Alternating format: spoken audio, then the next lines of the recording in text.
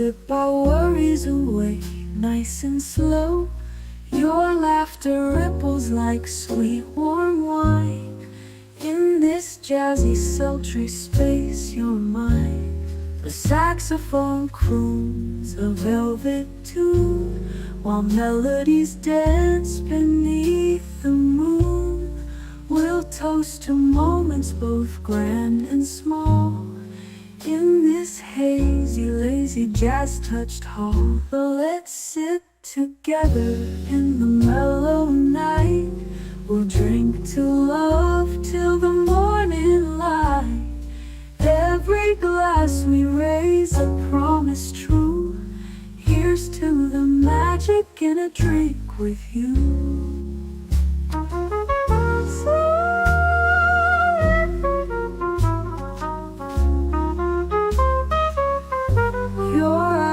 They sparkle with every click, sweet rendezvous over a simple drink. We'll share our secrets in whispers low, just you and me where the jazz flows slow. The world outside fades into the mist, but here it's our own dreamy tryst. With each sip our worries drift away. Let's stay together till the break of day. So let's sit together in the mellow night.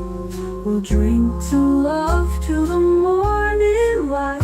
Every glass we raise a promise true.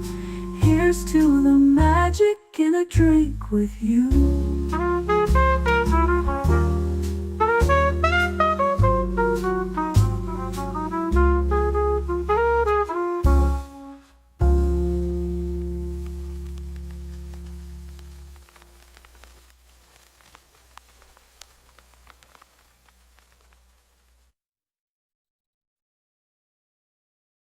The following live stream has been approved for appropriate audiences.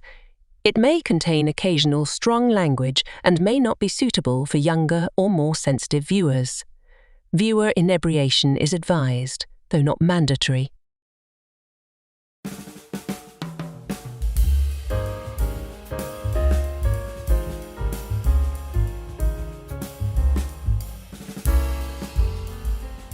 Good evening, happy Friday, and welcome back to Last Call, where tonight we are talking fan films.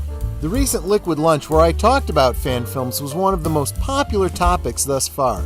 So we are revisiting the topic tonight with special guest Clifton3D. I'm glad we can talk about something positive and upbeat rather than the complete destruction of our favorite properties. As a wise man often says, the fans are doing the best work. So top off your glasses, kick up your heels, tell me what you're sipping on in the chat, and we'll roll out this Canarble Wagon right now.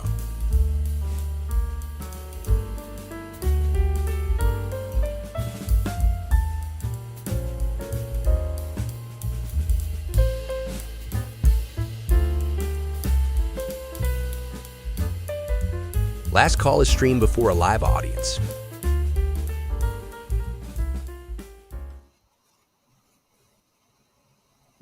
Salute, welcome! Happy Friday to all of you! So glad you are here with me this evening. At least I hope you are having a great start to the weekend. I'm really looking forward to this topic, looking forward to hanging out with everyone. Don't want to keep them waiting. Let's go ahead and get everyone in here. If you don't mind, I'm going to start with probably the most important person in the world to me, my lovely wife, Netter of Netter's Network. How are you doing, my dear? And what are you sipping on, as if I didn't already know? I am doing really well, and I am sipping on a Sweet Talkin' Russian. Sweet Talkin' Russian. That's, by any other name, it's a chocolate white Russian. I used a chocolate Kahlua with cream. Netter thinks I should have used more cream, but I've also topped it with whipped cream because it's just that yummy. It absolutely is. Those of you that joined me for Liquid Lunch today, the article I was reading from described a White Russian as an adult take on a milkshake. It absolutely is. I got to say, I'm already a third of the way into it, and I'm a third of the way into it. Well, now you know why I always like Kahlua and cream. It's an adult milkshake. Oh, this is good. This is good. I still have some I actually used an actual milkshake. You can see the frost on it. Look at the frost on that. I actually used a milkshake tumbler. I still have about half of that full, so I'm going to top off a little bit later.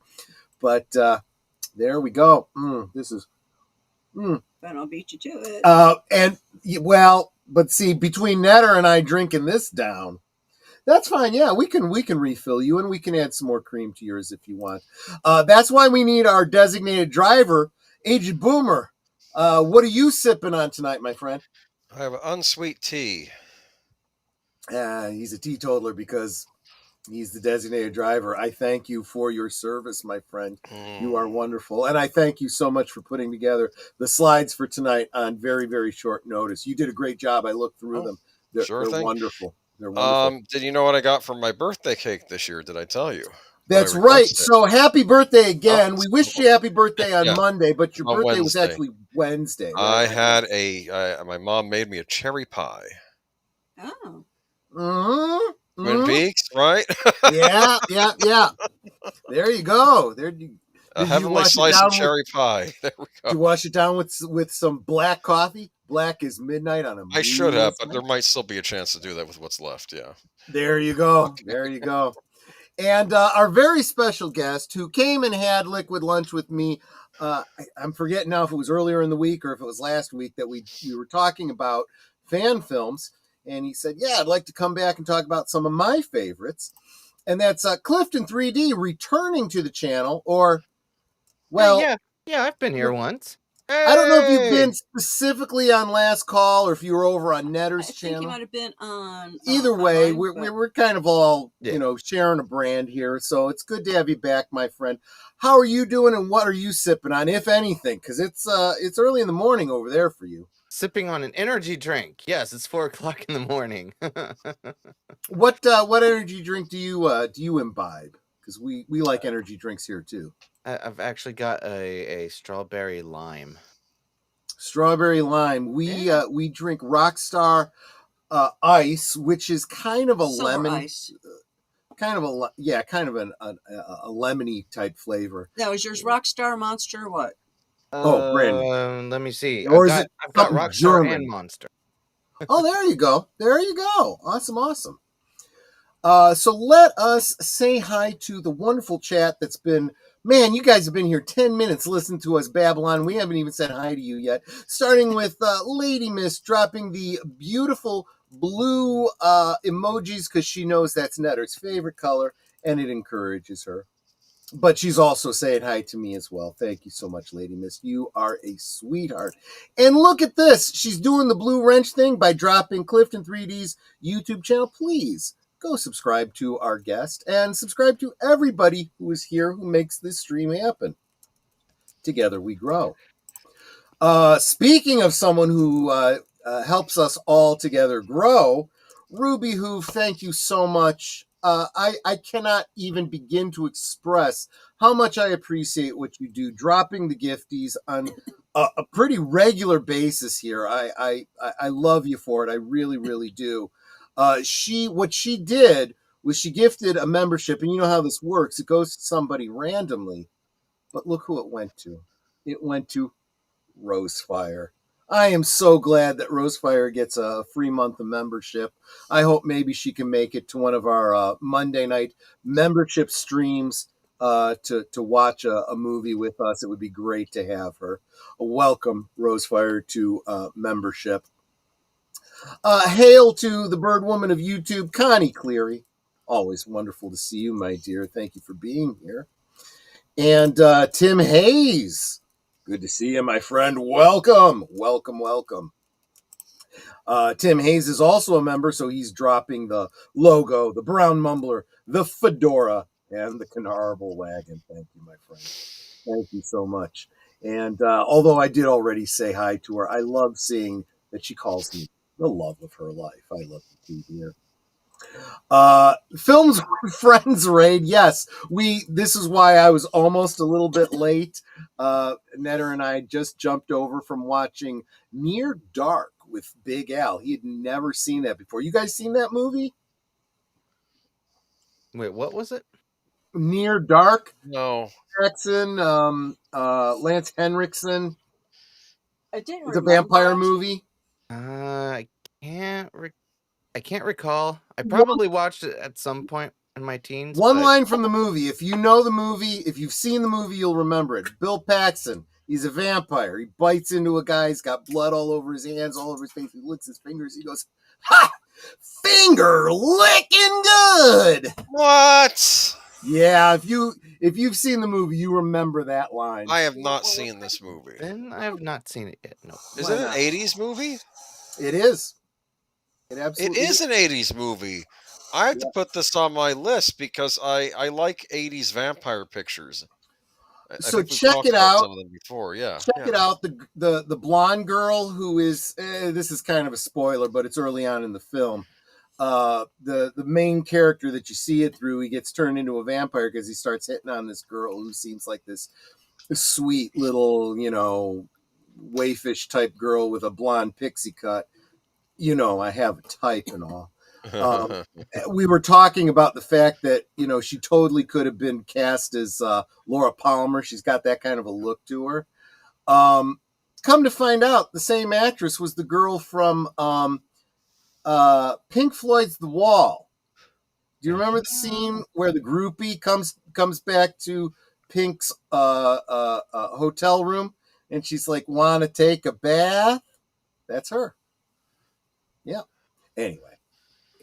Be that as it may, check out the movie. It's definitely worth it. Clifton3D, you're in the chat as well as here on the panel. Welcome, welcome. And there's RubyHoove. Thank you again so much, Ruby. So appreciate you. Geek Flag joined us for the latter part of the movie, and he came on over here. Thanks so much for being here. David Pensack says, "Hello there and good evening."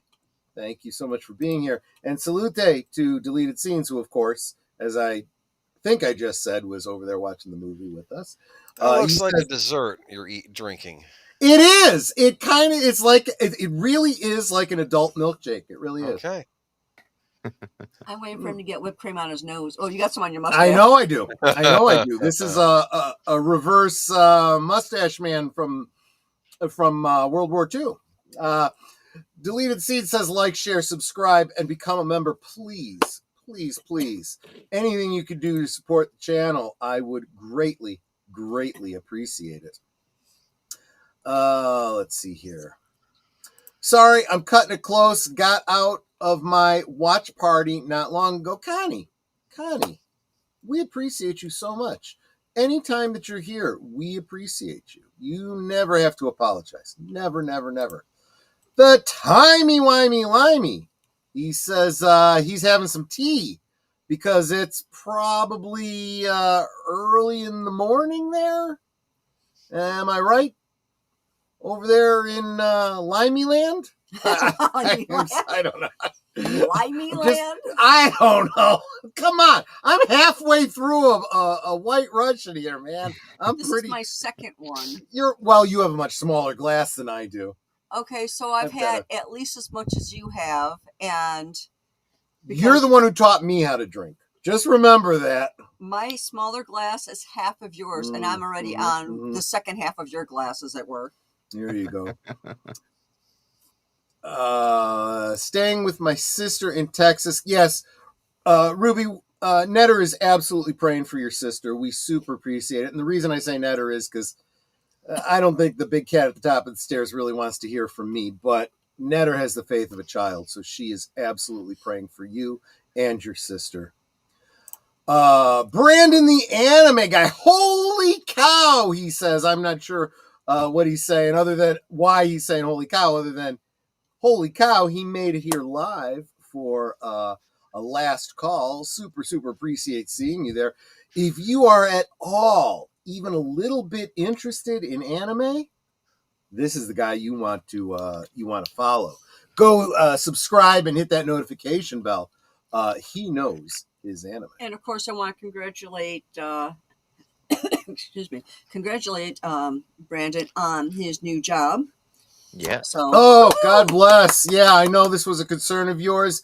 And last we spoke, less than a week ago, you were feeling hopeful. It sounds like you got it. Good. Yeah, he said it's even better than the last one. So yeah.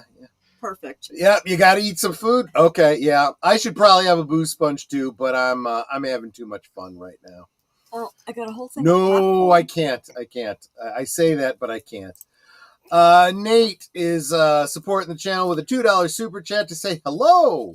I am sipping on a tropical mix Sprite. Is that a flavor of Sprite that I've never heard of before? Do you guys know this tropical mix Sprite? I haven't heard of it, but the Coke's always doing new stuff, so it might be a new flavor. That makes sense. That makes sense. Good. I think I had the Cosmic Coke once. That was odd. Yeah. It's like space themed. And David is sending you a belated happy birthday, Aged Boomer. I think that's very sweet of him. Oh, thanks. Thank you. Oh yeah. Logical Spark, welcome. Good to see you. I haven't seen you in a while. He says, "Wow, Netter, cool pic you have. You want to tell him the story behind that picture?" That particular one, it was right after my daughter's wedding. When I got home, I took all the pins and stuff out of my hair because it was. Oh no, actually, no. This was right after our vow renewal. Oh, was it? Okay. Yeah, because I had it all up and everything. Oh no, wait, hold on. Give me 1 sec. It was some event. No, it was after Stephanie's wedding. That's what I thought it was. Yeah. I forgot there was a hairstylist to put my hair all up, and so I took all the pins and stuff out. I thought it looked really great. So I took a selfie, and I actually had a different background. And lovely Maria from Telly, who is my sister from another mother, and don't tell me I don't rhyme because I love Mama Telly. I know. She took the background out and added this kind of Asian background behind me, and I love it. Yeah. So that has become one of my favorite pictures. Yep. Brandon is looks like he's singing on his side. She's my cherry pie. I dig it, my friend. Which also gets across how far behind I am. Tropical Mix Spray came out like 3 weeks ago. Well, that would explain why I haven't heard of it. Hail, Boomer! I look down on alcohol drinkers. Bastard. Yeah, I'm a bastard. That or he's. I love you, my friend, but yeah. I thought he was Gen Z because apparently Gen Z doesn't imbibe either. This is how I cope. This is how I cope after a long. The reason why you look down is because you've never tried a Tom Collins. Oh wait.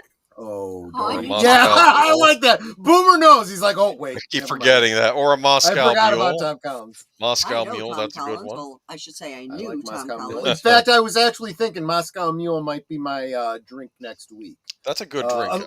Yeah, get ginger beer though. If you can't, I always have ginger beer on hand. Always. If you ever, what do we call ginger beer in this house, Netter? Magic soda. Magic soda. Okay. If you ever have an upset tummy, you need to have ginger beer on hand. Now, Canada Dry Bold is also pretty good. It's not quite ginger beer, but it's a good sub if you can't find ginger beer. Okay. I dig it. I dig what you're saying. Yeah. Let's see here. And I'm probably going to go past a lot of comments here. So if I miss a comment that you really wanted me to read, make sure you maybe repeat yourself. You know, yeah. Frank, that 4 a.m. I'd be going to sleep. Well, he did. He went to sleep. He took a nap, got up in time for the show. And am I right, Clifton? You're going to go back to bed. Oh, definitely going back to bed. I dig it. And again, I'm just going to kind of cycle through. I don't want to miss anybody. Just so you're aware, sweetie, Timey Wimey Limey says you're completely wrong. I'm in New Zealand. Oh, that's right. I think you've told me that before. God. Oh, I can't even begin to figure out the time zones there. I'm completely lost on that. So if you're in New Zealand, that means it's Well, you're probably getting sunshine right now, so I dig it. I dig it. RubyHoove, $5. You are so incredibly generous, Ruby. I can't even express my appreciation to you. In Texas with my sister, so I'm drinking ice water. No, I fully understand. You're kind of on duty. I dig it. I totally dig it. Oh, Evelyn Hampton. Haven't seen you in a while. I hope you are feeling well, my dear. I know you've been having some struggles. Good evening, Evelyn. Thank you so much for being here. And again, I really do hope you are feeling well this evening. Let's see here. Age of Boomer, you're in the chat. What I say? I've recently purchased a Blue Comet Lasner SPT. Yes. That's for Brandon, the anime guy. He might know what that is. Oh, it's anime stuff. An old school anime. It takes place in the future of 1996. Ooh. Well, there was a time that was the future, right? Apparently the Cold War is still happening, but now in outer space. I don't know the plot, but it's another Mobile Suit series by the people that made Gundam, so I had to pick it up. I do find it humorous to look back at what we thought the future was going to hold. Yes. We thought the Soviet Union would still be a thing. Yep. And it's like, no. And now everyone is assuming that China will still be a thing 20, 30 years from now. People, if you want to be able to predict the future, learn history. I'm just saying.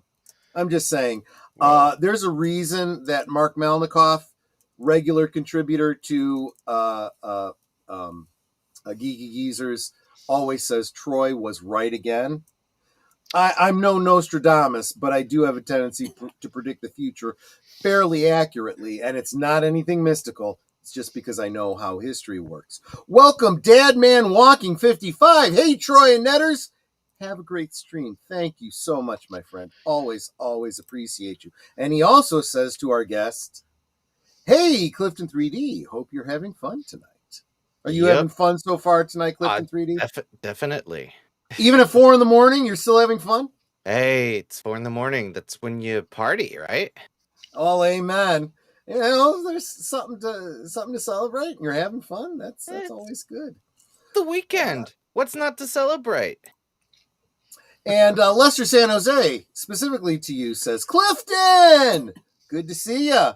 And talking about Star Wars, not anime. You know what? There you go.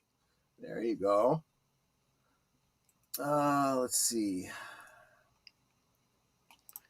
Yeah, see, everybody's here to support you, RubyHoove. Not just because you are such a great supporter. We super appreciate you. I don't even know what you're talking about here. Opie and horse girls. Opie. I don't even know what that is. The anime boobs. Oh, right. Yes. Awesome. Oh, are we talking like Kandagawa Jet Girls? Exactly. See? I only know about that because of Michael French over at Retro Blasting. If he hadn't done an April 1st video about it, I wouldn't even have ever heard of Kandagawa Jet Girls. They sell certain mouse pads in Japan. Never mind. Let me guess. They have like silicone bumps. Yeah. Mainly we'll listen while I'm a one-man wrecking crew after my work did a reorg. Oh, God. Letting go of my boss and a couple of coworkers, which just means more work for you. Am I right? I totally get it. My thing is, be glad you weren't part of the reorg. Yeah, there's that. I have been part of reorg. 6 of one, half dozen of the other. Are you better off being let go, or are you better off being spared and having to take on the work of everybody that they let go? Well, see, here's my thing. I've been reorged my last 5-6 jobs. Mm-hmm. And the older you get, the harder it is to find a new job because they don't look at your qualifications. They look at your age. Yeah. Which they're not supposed to be able to do. Nope. It's illegal, but they need to do it. Yeah, it's illegal for them to do it, but they've skirted around just saying, oh, you don't have the qualifications we're looking for. Yeah. We don't feel you'll be a good fit or some other baloney. The position I have now, I had gotten because I lost my job right at the beginning of COVID. In fact, Troy and I had worked for the same company in the same department, and they let us go within 5 minutes of each other. He was fortunate to find another job within a couple of months. I didn't find one until the following March. So it was literally a year later, I found a new job where I'm at now. I've been there 4 years. I love the company. I love the people I work with. It's really a great company. And I'm hoping to stay there until I retire. That's I fair. actually survived the last reorg because they found that I was indispensable. Well, I think she's doing the work of 12 people over there, so they can't afford to lose her.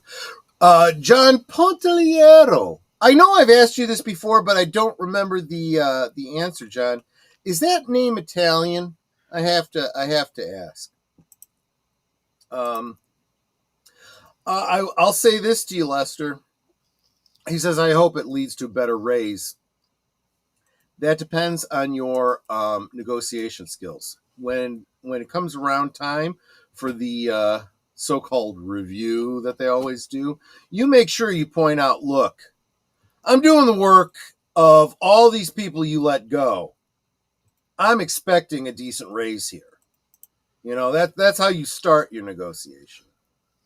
Yeah, it's like in my the job I'm in now, right when they did our reorg, and they decided to get rid of like all the temps and things like that. Yep.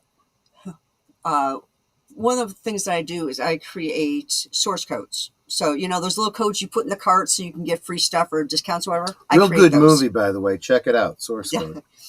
Well, one guy just decided to joke with me at the exact wrong time. My stress level was through the roof. I was backed up like 3 days behind on getting the codes and stuff created for people. I had clients complaining left and right that they weren't getting them. It's like, it's just me. I can only do so much. And then this jackass decides to tell me, oh, you better hold on to your seats. I got 30 more orders coming down the line. And I just typed in the chat, I quit, which got an immediate reaction of everyone doing the shocked Pikachu face. And he goes, oh, I'm just kidding. I'm like, not funny. Yeah, that's literally what I said. I said, that's not funny. And after that, he just kind of kept his distance from me because he knows he's on the top of my list. Yeah. Right. Humor is all about timing. Just remember that. Tim Hayes, thank you so much. You're wielding that blue wrench tonight, and I super appreciate you for doing it. Yeah, keep building each other up. That means the world to me. It really, really does. Yeah, so we totally value all of the blue wrenches that we have. And you have the wrench for that reason. So you can drop the links and all that stuff. Even promote yourself. Drop the links to your own channel. Well, Geek Flag instead wants to promote you a little bit. He says, Netter, as far as we're all concerned, you are absolutely irreplaceable. Oh, thank you, guys. Stevie. There would be no Troy without Netter. I'm just saying. I mean, let's just be honest. Matanui, hi to you as well. Welcome. And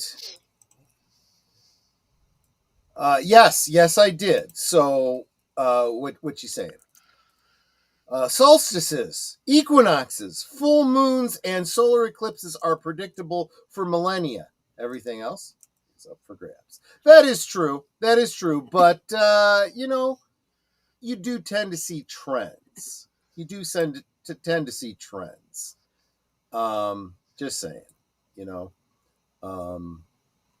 there is a reason that certain kinds of gambling are illegal and others can't be made illegal.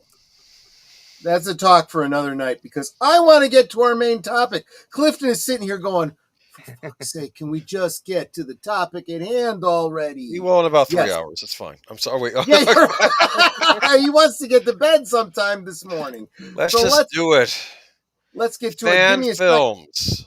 Well, give me a second to bring Clifton into this because because he is our guest of honor. Let me bring him in as well. That's fine. Now, Clifton, not all of these are yours. Some of these are mine. As I added a couple to these. Oh yeah. And they're in no particular order, so we'll just kind of take them as we go. I did the order you sent them to me in.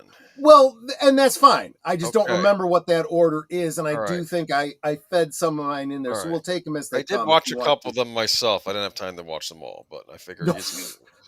You did more homework for tonight than I do for Geeky. So let's. Hey, I'm just being honest with. I'm sometimes too I drunk wonder if not you to be read the honest. articles, but of No, course I don't always I either. admit most of them.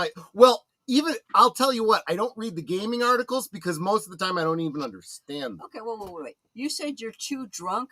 I've had this more than Give me you a have. break, Wait. okay? Shush. I've had actually more than you have because I finished my second one, which is a complete one of yours, and I'm barely buzzed. That tells you something about her, Okay. doesn't it?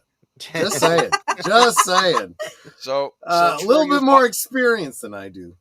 So Troy, you've often said that the fans are making the best stuff, right? Or the fans are making the Well, best stuff. I want to give credit where credit is due. Of course, I got that from Michael French over at Retro Blasting. But yes, that is absolutely true. There are a number of custom action figures that I have here that I've gotten from fan makers. And these fan films are more Star Wars, in my opinion, than what Disney is putting out. No, that's not hard to do. Well, yes, you're right. That is not a high bar, am I right? But so yeah, why don't you take us through it, Aged Boomer, and I'll continue to drink. Okay, then I better refill you. 'Cause Because that's all whipped cream. Oof. I better pace myself though. Pace yourself. I'm We trying. got films to get through. We do. Go for it, my Let's friend. speed it up. Oh, you want me to do it? Okay. Yeah, please. Okay.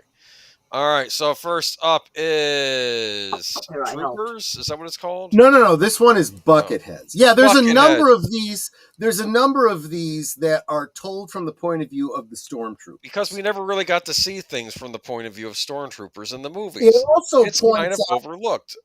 This is why many of us, when we saw The Force Awakens, were a little bit excited to see a main character, Finn, that was a stormtrooper, Finn, who defects, right? We wanted to see things from his point of view, but they kind of just destroyed that character so much for their whole DEI concept. Oh, get me started on that. My whole tweak of that would have been very simple. Would have been, hey, it's this new order sounded like a good deal. I get 3 square meals and a cot, and get a paycheck. And oh wow, they're having me kill civilians. I didn't know this was going to happen. I'm out of here. That's what they should have done. Yes. If George Lucas had done this, the mindset of that stormtrooper would have been from the point of view of the German army from World War II, right? Yeah, basically. Right. You've got a soldier from World War II defecting who would say something very much like that. Look, I was enlisted. I thought I was doing my bit for Führer and country, only to find out they're sending me against civilians. Yeah. And, but what did they do? Instead of him having, certain insights, well, you have to understand stormtroopers are trained this way, and this is what we're told, and blah, blah, blah, blah, which would have been good information for the rebellion. No, he doesn't know crap all because he was a friggin' janitor. They put a gun in his hand and sent him out. And it's like, what the hell kind of a story is this you guys are putting together? Oh, I'm sorry, J.J. Abrams was involved. I shouldn't have even bothered to ask. But I will admit I have not seen Bucketheads. This is Clifton, why don't you take us through this and tell us a little bit about Bucketheads? I think it's like a couple years old by now. Yeah. Actually, it's a lot of fun. Excuse me. It's stormtroopers going out on a mission, and they run into some rebels. There's a firefight. Sure. And I think it's just beautifully done. Yeah. I mean, they got the costumes. It looks like Star Wars. It feels gritty. You really do get into the stormtrooper side of things, and Yeah, he says the rebellions, they're fanatics. I did watch this one. They're like, oh, they're fanatics that are, Yep. you're attacking people over a dead religion and this stuff. They're saying stuff like that, and it was Exactly. interesting seeing the point of view of the stormtrooper. From his point of Well, view, the can rebels you were back the up villains. can you back up one? I did want to make a comment The about this poster. from a customer's point of Oh yeah, view. this yeah. Mhm. So I don't know anything about the production on this, but my guess would be that these people that are playing the stormtroopers are probably at least associated with the 501st. And if you look at this costume where it's all like, burned up and messed up on the one side, probably took a shot to the head or something like that. Yep. If you're a costumer and your costume gets dinged up, you build a story around that. And I'm guessing that's probably what happened here. It probably got scuffed up in transit going to a convention or something. And he said, you know what, I'm just going to lean into it. And he, put all this cosmetic damage on it, and boom, it works in the film. That's a speculation. I'm just guessing. It's an educated guess based on being a costumer. My first thought was 501st as well. And welcome, by the way, Samuel Procter. Thank you so much. So from what I gathered, like this, it's a short, right? It's a short Yes. film. But like A 2 lot of weeks, these are. yeah, but like Yeah. 2 weeks ago or something, they put out like an hour long Wow. where you get these scenes and more. Wow. So they're still working on it, and it just I'm great. curious about the one rebel guy he runs into at the end, because I'm wondering, he lets him go, and I'm wondering, holy cow, is this like a civil war, like Union versus Confederate soldier, and they're both brothers, they're on the opposite sides of the fight, and I'm wondering if that's why he lets him go. I don't know if they explain that. He definitely knew who it was, and I was like, wait a minute, this is Yeah, brother versus brother, isn't it? Yeah. brother versus brother, Yeah. friends. They're Yeah. he runs into him and it's like, oh, dude, I know this guy. Or it could be And a friend from the academy, because a lot of people in the Rebel Alliance did originally go to the Imperial Academy. It was Yep. mentioned on the radio show that a lot of them were going, as soon as they were done with they were going to the Imperial Academy to get the skills, and they were going to head to the rebellion afterwards. Which, of course, yeah. is Biggs's whole storyline and Yeah. whatnot. yeah, and I think I Wedge wanna- as well. Wasn't he an Imperial pilot? He was a pilot. He was an And Imperial he went pilot over who to the defected, rebellion. yeah. Yeah. Yep. I think the although it never came up on screen, I think the expanded universe has a similar story for Wedge Antilles. I do want to read Geek Flag's note in character. He says, Jar Jar Abrams, Misa making movies. Pretty much, my friend. But here are the stormtroopers. We do have a woman stormtrooper in this movie, but and there are female stormtroopers in the expanded canon. I literally have an action figure that's a female. They probably weren't common, but they probably happened, right? That's what I expect happens probably. I don't know how they treated them in the expanded universe, but I think if George had anything to do with it, they probably would have, again, kind of followed the idea of the what happened to Germany after or leading up to the end of World War II, where they were conscripting anyone and everyone. That's probably about where in the war this is. Yeah, exactly. Actually, yeah. Yep. Okay. But yeah, so it's a double thing when you got a fan film. First, you take everyone you can get, all the fans that want to be involved, but the fans are clever enough to think, Star Wars canon and make it work. And I think that's a great, I have to agree with you. How do I shorten your name? I can't. I got to call you Timey Wimey Limey. I can't call you Timey. Can't call you Wimey. And I sure as heck can't call you Limey. That's rude. TWL? Okay, TWL. That kind of works. It says poor old EU, decanonized and deleted.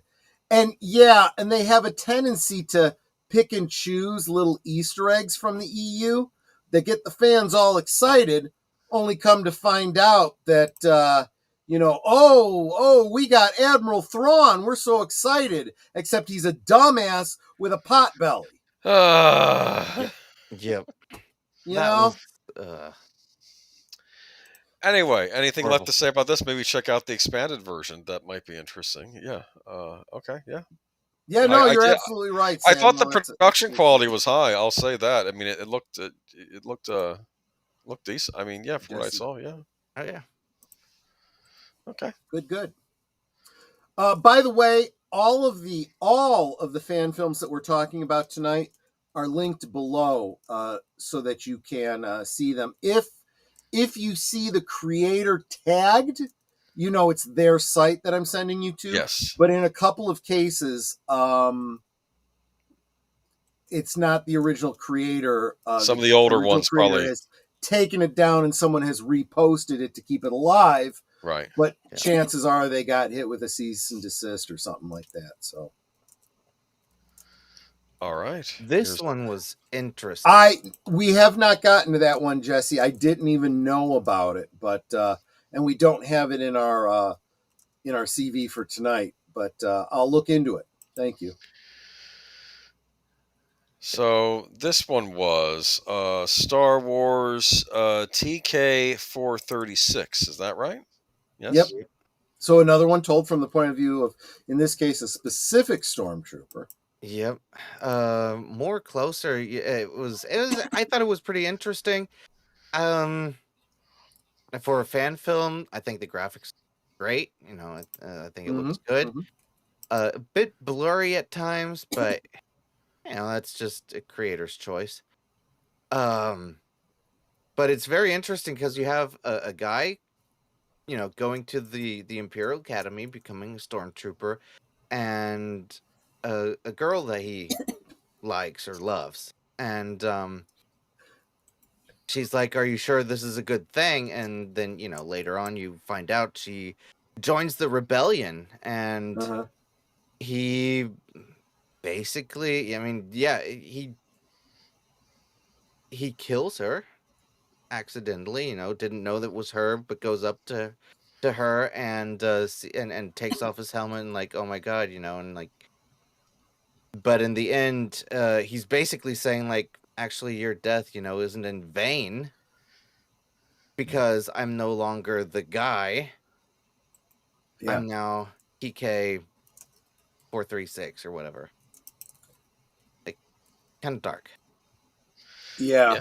Okay. Great story though, because there's so many stories like that from every Civil War, every war divides people, and you always have brother against brother turning on each other. There's so many stories like that from history. That's what makes Star Wars so good, is how much it draws on history. Curtis, we have not gotten to Troops yet, but it is in our lineup. We will get to that. Yes. Linked below. That's one of those ones where the original creator is nowhere online any longer, but someone else has reposted it. Yeah, right. I'll definitely have to check this one out. This looks pretty good. Should I keep going? Yeah, go ahead. All right. Darth Maul. I had seen clips about this, but I hadn't yet seen it myself. This looks pretty good. Is that Obi-Wan in that poster? No. Okay. A random Jedi Master. And is that what's her name? Shell. What's her name? Shakti. No. Is this? Do you get to see like her die a third time or something like that? Same race, but no. Okay. The only two characters that you will know from the original movies is Darth Maul and the Emperor. Okay, good. Because I was going to say, if that's Shakti and she gets killed a third time in a different way, it's like, come on, guys. Now you're just effing around already. She's the Professor X of the Star Wars universe. I guess. Or if you're more of a DC guy, Green Arrow. Mm. Green Arrow's died and come back a bunch of times. But she goes down pretty quickly. Did I read right? They're bringing Professor X back. She goes, no, I'm sorry, I won't go there. Did I read She's right? got They those bring. handles on her head, right? Yeah, I think. Yeah, I don't know. I think. And now we, of course, how's the actor playing Darth Maul?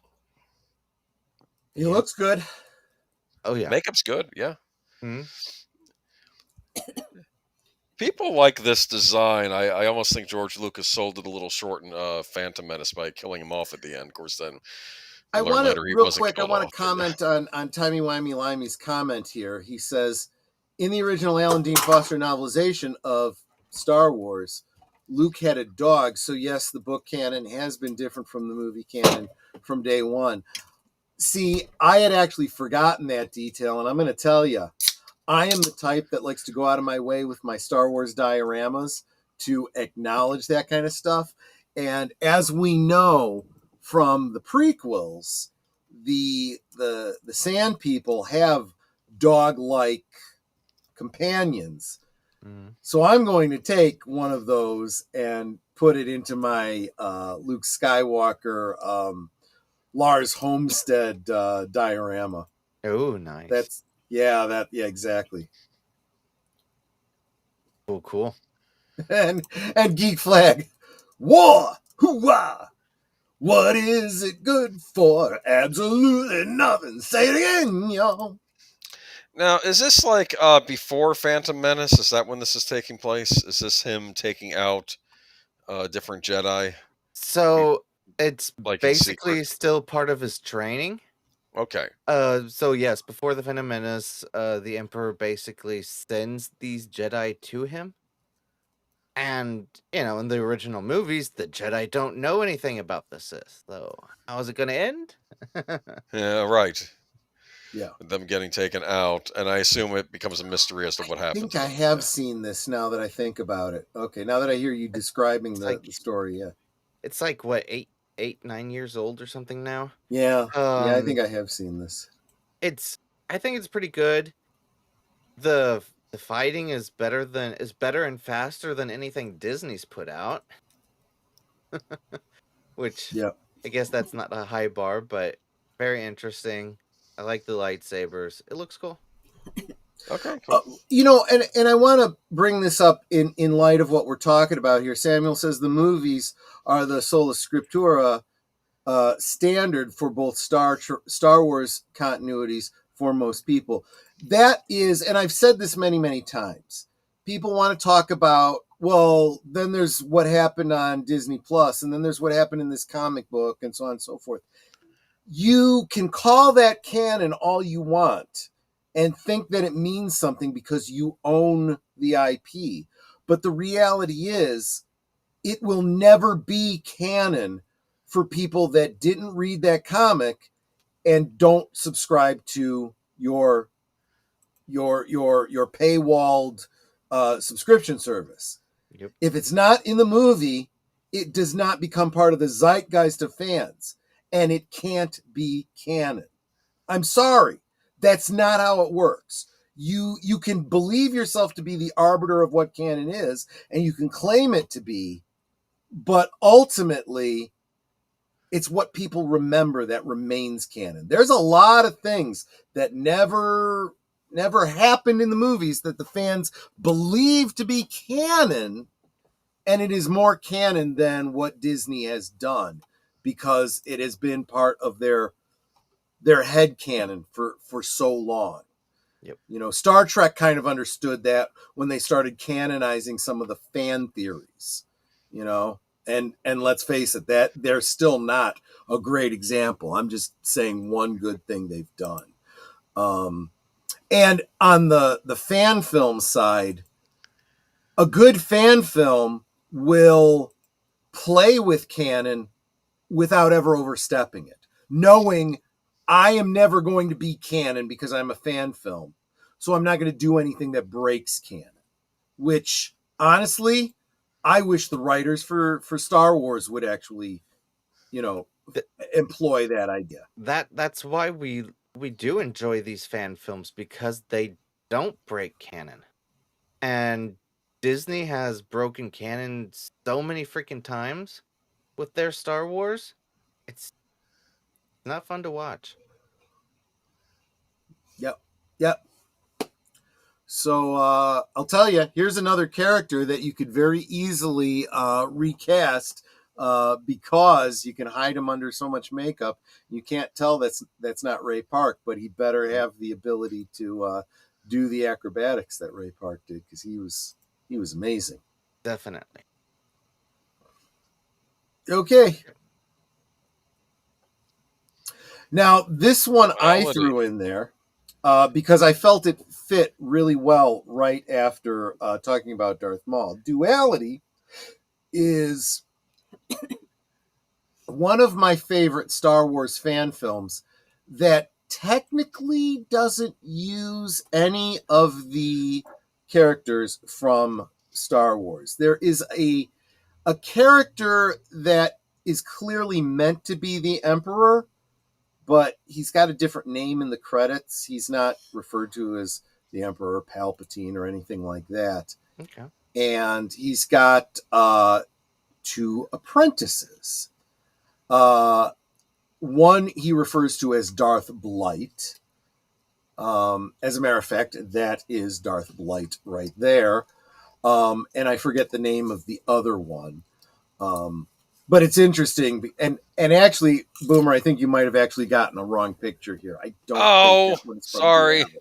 No, that's fine. It's some of just these are hard to get pictures of, because this might be one of the ones where the original creator doesn't have the thing up. Yeah. That's exactly right. You're exactly right. It is hard to find. That's why I've done a great job of, when they go up, grabbing the highest quality capture I can of it and making my own DVDs of them, because own physical media, even if you have to create yourself. Both of the Sith apprentices in this are wearing, so here you see makeup and dark glasses, and he's got a partial mask. The other one has a really cool looking black mask, little Darth Vader-esque. I don't know if this was an off the rack, like a paintball type of mask or something, but it looked really good. So yeah, you don't see the faces of the 2 characters. I'm going to spoil this short for you. The whole story is the apprentices come to this, he doesn't realize it, the ship that you saw in the opening, that TIE, whatever that was, he lands, his master is there in hologram. Yeah, that's the ship. He lands. Let me tell you, the graphics, they do a lot of CG work in this, are better than Hollywood is putting out today. And this is an old one. All the backgrounds, the planet and everything is all green screen, but it looks perfect. He goes into this arena and he doesn't realize he's going there to face off against another apprentice. He doesn't know there's another apprentice. And this emperor-like character says, I want you to meet my other apprentice, Darth Blight. Kill him. And they begin fighting. And if I remember correctly, they both start out with double-bladed lightsabers like Darth Maul. One of them is yellow, and I think the other one was red. I don't remember exactly. There's this great bit where one of their blades gets cut in 2, and so he's double wielding, and then one of them loses his lightsaber, so he takes one from the other one, and then they're fighting singly and whatnot. And the scene that you showed with Darth Blight, if you want to step forward one to it, this is the spoiler scene. Darth Blight gets killed, right? He through the chest from behind, and he falls down dead. And the original apprentice is standing there. And then he drops his lightsaber and he falls in 2. They're both dead. And then the Emperor like goes, darn it, now I gotta start all over again. Exactly right. He comes out and he looks down at them and sneers. And one of those droids, and he just goes, and he starts doing the force lightning, and he's, hitting both of them because he's so angry. And then he turns on the droid and he blasts the droid, and the droid goes flying up into the air. The droid should have said, what did I do? He's just standing there. You get this silence for a moment. You hear the wind blowing. and he's looking down all angry. The droid falls behind him, and he goes, and he hits him again, and he's pissed, and it just ends silently. During all this, is the blue guy with the horn standing behind him and like kind of sneaking out back? Like, that would have been funny, but no, it was only those three characters. Okay, it's droid, like, okay, so, this is a bad time. Okay. So everybody but the Sidious stand-in dies. It's actually a really, really good, very, very short. But I think the best part about it was the fighting choreography was spot on. The special effects were spot on. This was one of those ones that I felt was so good it could have been a Lucasfilm creation. It's better than what Disney is putting out. I will say sometimes George Lucas would look at these things and then end up hiring the people for Lucasfilm. Like I remember the people that did George Lucas in Love. Remember that fan film? It was like Shakespeare in Love, but George Lucas in Love. And then they ended up getting hired at Lucasfilm after they made that, I think. Yeah. But oh gosh. He was never against, I don't know what that is, but I want to see it. But this one has really divided the fan base. It is, what I have seen of it, it is the best looking fan film I think I've ever seen. Mm-hmm. Definitely one of the best thought out. Right. But the individual that created this is a little polarizing to fans. Definitely not very beloved by Lucasfilm. No, he got into trouble, and this was post Disney takeover, right? Yeah. Yes. This was prior to this. I don't think George cared. Like he says, okay, you want to make a fan? No, George used to host annual fan film awards. Yep. He was very positive to the fan community as long as they followed certain guidelines. Yeah. He was very much supportive. So from what Disney, I remember, not so much. Yeah. So from what I remember, like I'm not the biggest Star Wars theory fan, but I do have to say, he did an awesome job on this. But he speaking of Darth, welcome Darth Plato. Good to see you here today.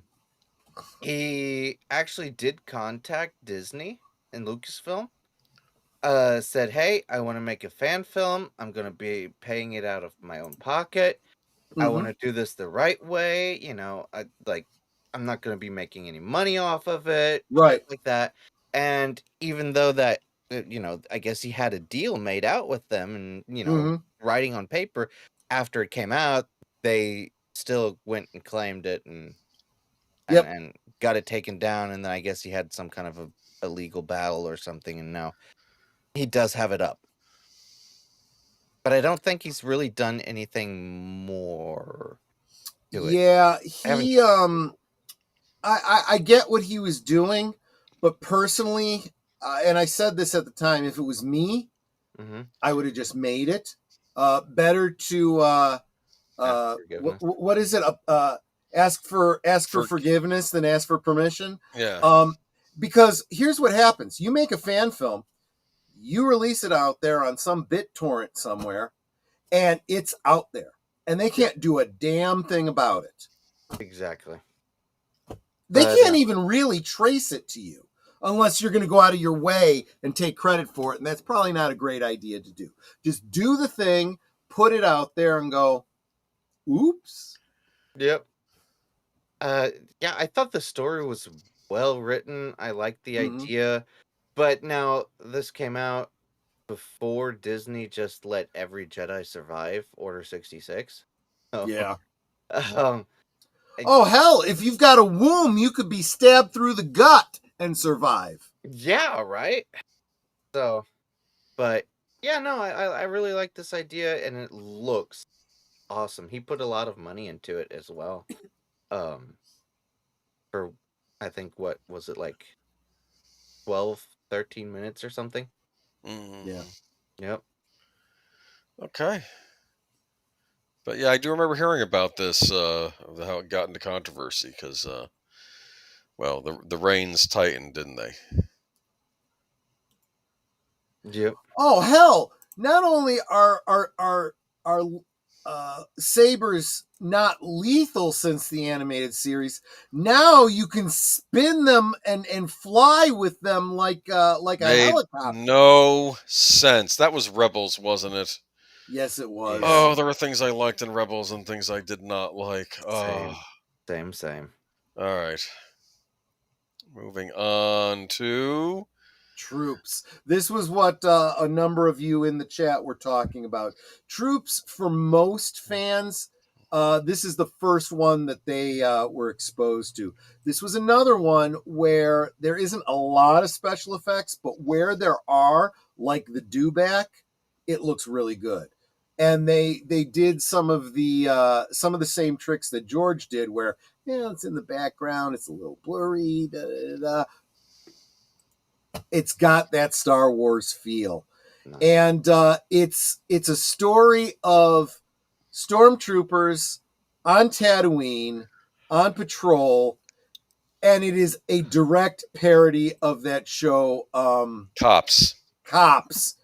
But instead of bad boys, it's bad droids, what you gonna do? Because they're looking for the droids, that land at the beginning of Star Wars. Takes them to Tatooine, the yes. Lars homestead, and they do the whole. They're called in on a domestic argument between Yes. Owen and Beru, and they're having some argument about their nephew. He says he's supposed to be doing some work out on the moisture evaporators, and she says he wants to go to the academy, and blah blah blah. And it doesn't matter. We're gonna have to find this kid. What's his name? Fluke, something like that. Okay, whatever. Now, Beru, you need to calm down. You need to calm down. Okay, we're trying to take care of this. We're trying to work with you here, Beru. You need to calm down, or I'm gonna have to, shoot you. Which, of course, is a Fargo reference. But Yes. speaking of, he gets into this conversation with the Jawa, and let me tell you, the droid or the Jawa voice that they do, it's just perfect. It's so good. And he goes, "Okay, I'm going to need you to put that down now. And don't run. And the Jawa's running away, and he's at a distance. He shoots him, hits him in the back of the head, and his head goes flying. It's just hysterically. Well, I tried to tell him. I warned him. Wait, a stormtrooper actually hit a target? Yes. We've talked about that before. And there's actually a couple of really good videos. There was one. This guy put more. I'll have to find it and I'll share it. Maybe I'll share it in the comments below later. He did a great video talking about. He goes into real world statistics for real soldiers in combat and how often they miss and why they miss. And he looks at the stats from the blockade runner and this scene and that scene and so forth. And he's like, look, first off, you're using confirmation bias because you're only looking at the stormtroopers. How often do the rebel troops hit? Yep. They're not hitting their marks very well either. And when they break down, for example, the corridor battle in Star Wars, they're like, the stormtroopers are pretty much plowing them down, and they start out at a disadvantage. It was like the Battle of Thermopylae, but they're on the losing side, and then it very much turns around and becomes a rout. I always saw it as, not coming from the statistic point of view, but they, like in Star Wars, they wanted them to leave to, show them where Well, there's that element. The big one is Empire Strikes Back, when none of them hit Luke. And there's a bunch of shots that miss him. But remember, there was specific orders given in dialogue. Vader wanted him alive. Their goal was not to shoot him. It was to lead him to the chamber to face Vader. Yep. So you also have to remember there are times where they are ordered not to kill, right? So anyway, that's I hope I didn't step on your bit, but it was worth talking about since especially we've been talking about so many stormtroopers. There's actually a fan film that we didn't do that talks about a stormtrooper receiving his, and I don't remember what the name of their blaster is that they get, the one that's based on the British Sten gun. And he's talking about how crap it is. And he goes, look, these helmets make it hard enough to see, but this gun does not fire straight. Yeah. You know, because he points out how with a different sidearm, boom, boom, boom, he's hitting the target, bang, bang, bang. He takes this thing and he goes, well, and someone else tells him, look, it was a government contract. This is what happens. They do this kind of crap to us all the time. And you think back to your World War II lore, and you're like, yep. These kinds of things happened, right? Where the soldiers would throw away their own guns the first moment they got a German gun in the hand. Yep. Yeah, there are guns that on the Russian front that literally blew up in their hands. Yeah. You know, I mean, just saying. Well, the first batch of Sherman tanks had some serious problems, but they were overblown, no pun intended, and subsequent replacements were correcting those. I think the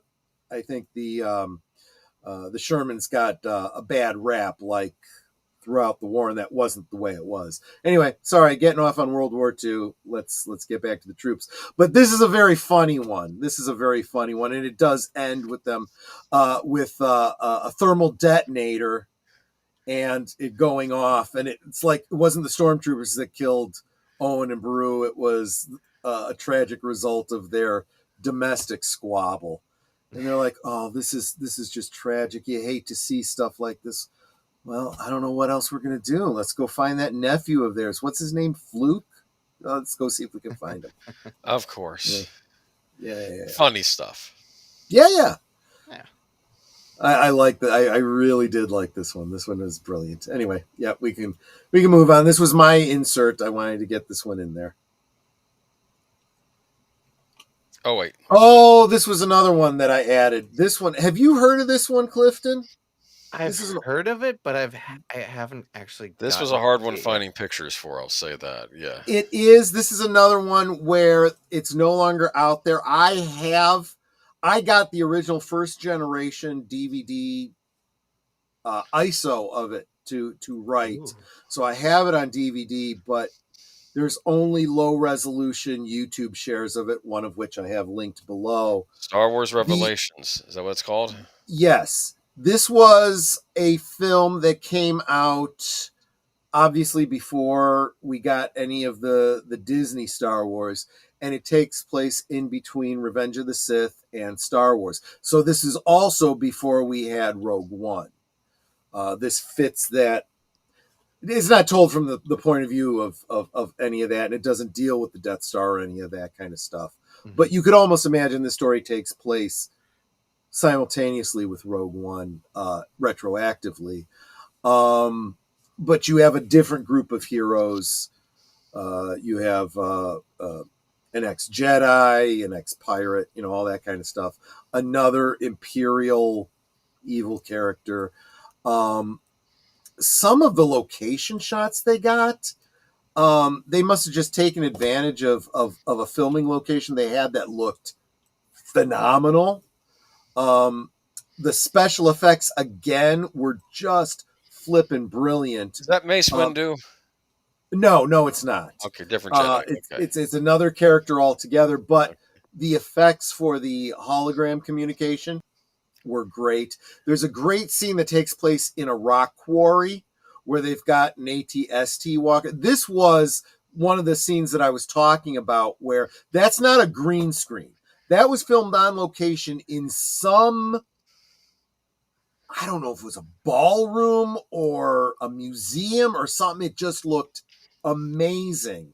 They had a lot of extras, like it was some sort of imperial gala or something like that. It was just brilliant. Clearly an element of using the circumstances they had and building the story around it. It was just spot on. That stormtrooper and all the stormtroopers in this were acknowledged as members of the 501st. There's a scene, like I said, in a rock quarry where there is an ATST walking that looked spot on, perfectly in scale. It looked like it was really there. And a speeder bike moves through the shot. It's just absolutely incredible. Absolutely incredible. Samuel Procter said, geez, Boomer, you just see a black Jedi and assume it's Mace Windu? Well, Are he's you saying also they all look bald. alike? Well, maybe just This is like emulated. this is like that episode of Seinfeld where he is his black coworker and he goes, George says, anyone ever tell you look a little bit like Sugar Ray Leonard? And then his black coworker says, I guess we all look alike to you, don't we, Costanza? And then suddenly it's this big thing and he's having to prove that he's not a racist the whole episode. Yeah. No, you just look like Sugar Ray Leonard. I mean, I didn't say you look like Michael Jackson. Okay. You look like a specific person. It's See, one of these. This is what drove me crazy about that show, because Netter and I would watch this show and we'd say, these people are just morons. This is how you respond to something like that. But it's not funny if they respond, Well, it's funny. At the very end of the episode, I think George, and then finally, I think another black character says, "Hey, that guy? He looks a lot like Sugar Ray Leonard." He says, "See," and he's like, he's Troy, there were some places here in my hometown that look like Naboo. Oh, that sounds like Naboo. Those locations shots were beautiful. So you must have she evil, by the way. Oh yeah, she's evil. She chews the sea. Now that's the other thing about Can't this. you tell by that face she's evil? Well, or she could just be angry, but she's wearing red, so she's evil. Oh, okay. Let me put it to you this way: these are fan films, so you don't always expect the actors to be professional actors. Sometimes they are. Some of the Star Trek ones we talked about were professional actors. Star Trek continues. Exactly, and a number of others. Star Trek Renegades, for example, actually got Nichelle Nichols and Walter Koenig and a lot of Tim Russ reprising their roles, right? So professional actors. But these are just fans. So, yes, the acting isn't great. But, man, they give it their all. And if you look past the less than professional acting, the stories are really good. And this one was a very, very good story. I encourage you to check it out if you get a chance. It's the kind of thing where you're like, before there was Rogue One, you're like, I can see this being in my head canon between Revenge of the Sith and Star Wars. Yeah. Gotcha. Yeah. All right. Oh, I guess we're done with Star Wars. We are done with Star Wars. This is the bonus one. That's okay. That's okay. This was the bonus one that you gave us. That's actually a DC one. This is Dying is Easy. It's a Batman story by Bat in the Sun Productions, which I talked about in my Liquid Lunch. Go to your first picture on this one, Boomer. Yes, that bloke there as the Joker. Yeah, he is the guy behind these films. I don't know the kid's name, but he's the guy behind Bat in the Sun Productions. He's a perfect Joker. He has the right I think look. he absolutely does. Yeah. He also, I think, played Robin in one of them, and the channel. I tagged the channel as well as this particular video down below. And Clifton, I'm going to need you to tell us about this movie, but I'm just talking about the channel in general. He did a series of videos that I'm assuming are still on his channel, where he got a bunch of cosplayers, some of whom I know personally, to kind of reprise their characters, and they did like this villain this hero versus that hero, who would win and those kinds of things, and he would film the combat, and you were supposed to vote in the comments who you think would win. And what he actually did was he filmed two different endings, how one would win and how the other one would win. Some really, really good stories worth checking out. I thought this was a great interpretation of Mr. Freeze it doesn't have to be giant Arnold Schwarzenegger, but clearly homaging that storyline. I even like the ice on the walls there. Yeah. Is that Bullock there? Yeah. Mm-hmm. Makes sense. Michael Great Madsen as Harvey actors in Bullock. it. Yeah. Yep. Pardon me? Some great actors in it. Yeah. Yes. So that's Harvey Bullock, and that's Michael Madsen as Harvey Bullock. Oh, darn it! I forgot to put Catwoman on here. Maybe I couldn't find a good enough picture of her. Who was the actress at the end playing Catwoman? And what else has she been in? That was my main question because I liked her look. I'll say that. Yeah. What you should do is you should go check out, because I wouldn't be surprised if there isn't another video on Bat in the Sun that focused on that particular Catwoman. They do that from time to time. Real quick, I noticed that. Yes, I did talk about this one during my liquid lunch. It wasn't called Batman versus Predator. It was called Batman Dead End. And I did not specifically mention the Predator because I didn't want to ruin it for you. I said, check out Batman Dead End. It's a very short video with a trick ending, and it's worth checking out. But that's not what this video is, although it's also done by Bat in the Sun Productions with this same kid playing Joker. So it's very similar. Nice. Yeah, no. I remember seeing one fan film that was a Batman versus Darth Vader. Did you ever see that one? Yes, I believe that was also this same Bat in the Sun. And the way it works is Darth Vader has captured Superman. He's got him in a detention cell with kryptonite, and Batman shows up to rescue him. And there are two different endings. Who wins, Batman or Darth Vader? And they have an ending where it can go either way. And they are both good stories, good, plausible ways the other one can win. But Clifton, tell us about this movie, this fan film. It's 25 minutes long. I think possibly the closest to actually being Batman that we've seen in years. Like, he's actually a detective.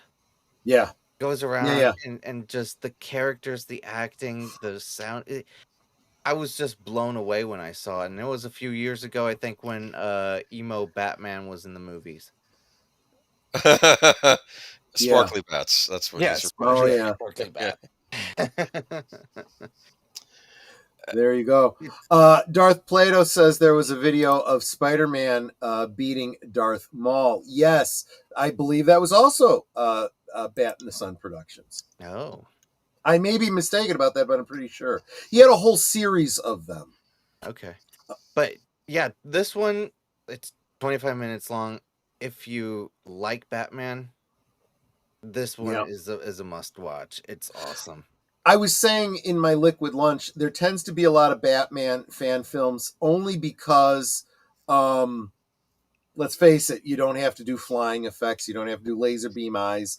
You don't have to do a lot of major special effects usually. Could have them hiding in the shadows half the time. Hiding in the shadows. You could do some green. I'll bet that. Well, that could be a practical effect. That could actually be, Yeah, we had a Batmobile in this movie though at the beginning. Remember that? That was impressive. Mm-hmm. There you go. If you have access to someone who's got a Batmobile, or you just green screen it. Real quick, I want to say hey to Booger414.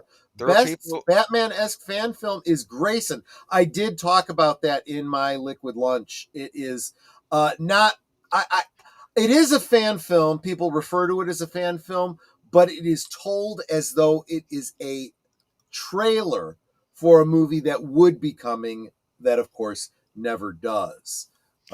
Actually, the behind the scenes of it are as good or better than the film itself. Definitely worth checking out.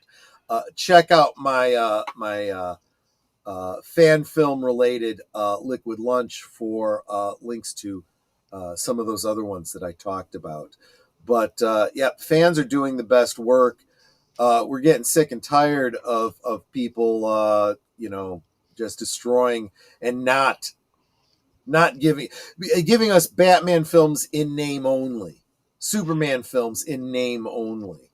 There's some dark references in this one, though. Jason Todd and Barbara Gordon, Joker's bringing those up. So he wants Batman to strangle him to death, right? Yeah, Just for the that's twist here. always the Joker trying to goad him. We see that pretty well in Dark Knight Returns. Returns, Yes. where the Heath Ledger Joker. Oh, Dark Knight. Yeah, Dark Knight. Dark Knight. I'm thinking of the. Never mind. Okay, go ahead.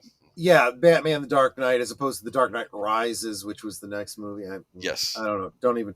But Heath Ledger's Joker does something very similar to what you see Jack Nicholson's Joker doing.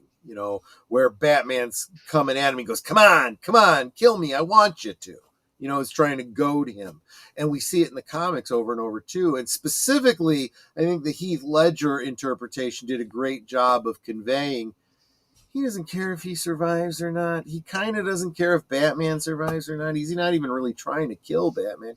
He's all about making a point, right? And if Batman kills him, right, if he turns Harvey Dent into a villain, all of these other things, right, he makes his point.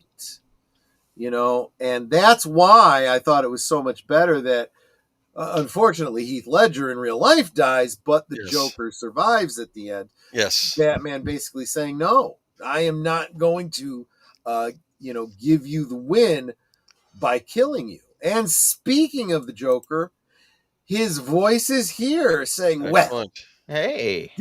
I did a number on Jason and Batsy. Well, just read The Killing Joke. And that was such a good comic that fan films and even some licensed films have tried to touch on it. Even the CW, well, it was before the CW, right? It was WB's series of Birds of Prey. Not that horrible film that they did. The kind of well-intentioned, but still kind of horrible short series with Diana. What was her name? Diana. Oh, she was in Starship Troopers. Diana something. Oh, I know what you're talking about. The redheaded actress. Not Diana Rigg. No. This is driving me nuts. Somebody's gonna say it, but she did she did Batgirl. She reprised the role she did that whole Killing Joke scene where she opens the door, gets shot by the Joker. The Joker is blurred so you can't see him, but they used Mark Hamill for the voice. It was actually pretty good. Doesn't Lori Loughlin show up as Black Canary at some point? Yes, as the mother of the young girl, I guess, will be the new Black Canary. Kind of referencing the whole Golden Age, Silver Age kind of thing, which I thought was kind of brilliant. They also had as Harley, Dr. Harleen Quinzel, was played by Mia Sara. Yes. Those of you that remember Ferris Bueller's Day Off. That was her. Do you know who they originally... Dina Meyer, thank you, Mr. J. Yes. Do you know who they were originally going to cast as Harley on the show? No. Who? Cheryl Lee. There's actual footage. Oh, that would have been good. There's footage of that out there? Or at least still shots. I've seen them. Now, to be fair, I think who they got was good too. But, she was, but I think Cheryl Lee would have been even better, to be honest with you. I could have seen that, But, I don't know. My main problem with Birds of Prey was they went with the whole. I swear they were doing the Smallville meteor freak thing again. It's like, oh, metahumans, and all these metahumans would show up trying to challenge Batman. No, that's not Batman. Now, to be fair to both Smallville and Birds of Prey, at the time, well, that is true, but that's not where I was going with it. They also were trying to be faithful to the source material at the time, where they couldn't do They were trying to explain how people could end up with superpowers like mutants without calling them mutants, because Marvel, right? Yes. So they had this concept in the comics of a metahuman gene, and this explained why people that maybe were But born without superpowers, something happens to them. that's not and it sets Batman. them off. Except for maybe Clayface. Maybe that's I a was going to metahuman say, gene. though, there are some characters that, yes, you have the insanity thing, but you also have some that have power. How is it that yes, for example, Clayface has his mutagenic powers? Where does that come from? How does Mr. Freeze have his ability to survive in cold freezing climates, and it temperatures, and so also on and so forth? increased strength. Yes, And I know. it was a thing that they worked into the comics. It's a metagene. And they argued that there was a sci-fi reason. Overthinking. The Flash, for example, the Flash gets hit by lightning Overthinking. chemicals. He ends up with the Speed Force and so on and so That's forth. what I like about. I always thought DC didn't mess around overthinking, and then now they start overthinking. I always thought that was Marvel's problem. I'm just I I get don't. that.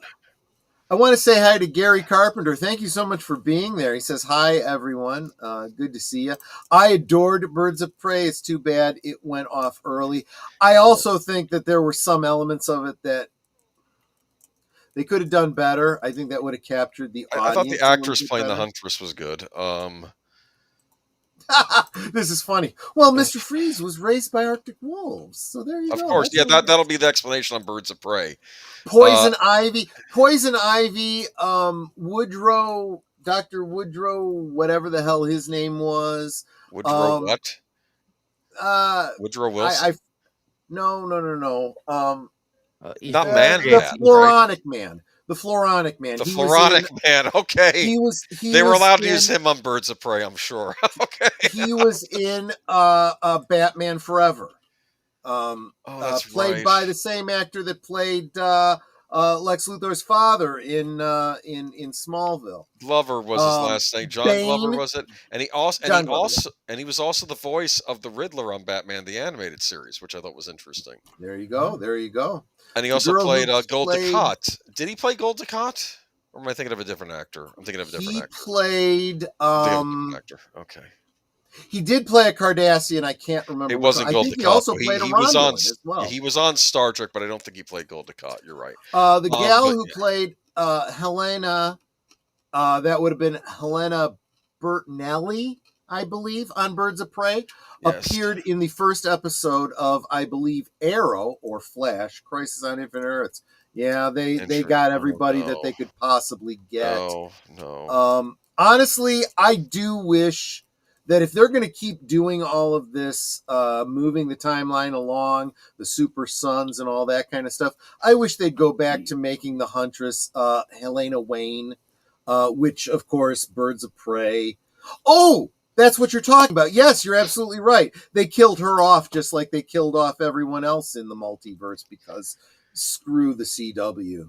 I think they destroyed the Smallville verse as well, which I thought was wonderful. It's implied that they did, yes. And after Clark abandoned being Superman to work the back 40 as Pa Kent would have wanted, that's the perfect ending. That was a great storyline, because it does imply the Superman 2 story of him giving up his ability. It implies that, I mean, it's a Smallville ending. I'll agree with that. And then the Earth blows up anyway. Yeah, that's a Smallville ending, because it's like it always seems like they're giving you what you want, and then they take it away last minute, and that's always what it is on Smallville. But Mr. J and I have had plenty of conversations about the Jason Woodrow. That was it, Gary. Okay. Thank you so much. He was the Floronic Man.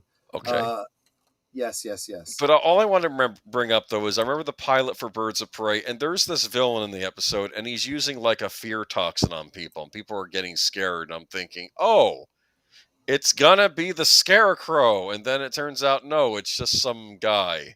And I'm Yeah, like, could because it at they least probably didn't have the rights to use could he at it, least or they have like weren't discovered allowed. the Scarecrow toxin? And that's why no, they just know it's not the Scarecrow because they don't have the rights to use the Scarecrow. It's a series set in Gotham in the Batman universe. We just can't use any of the villains. This is just except for a brief mention of the Joker at the beginning. We can use Harley Quinn. Doesn't make any sense. I do like,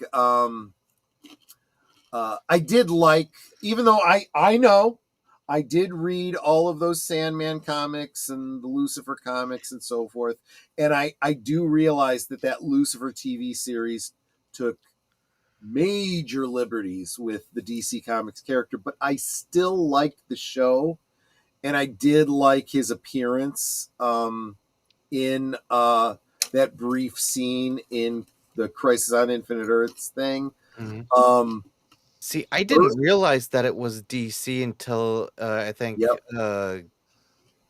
Constantine shows up. Yep. Mhm. And when he shows up in, and it was just Lucifer that shows up in the DC crossover episode. It's just a brief thing.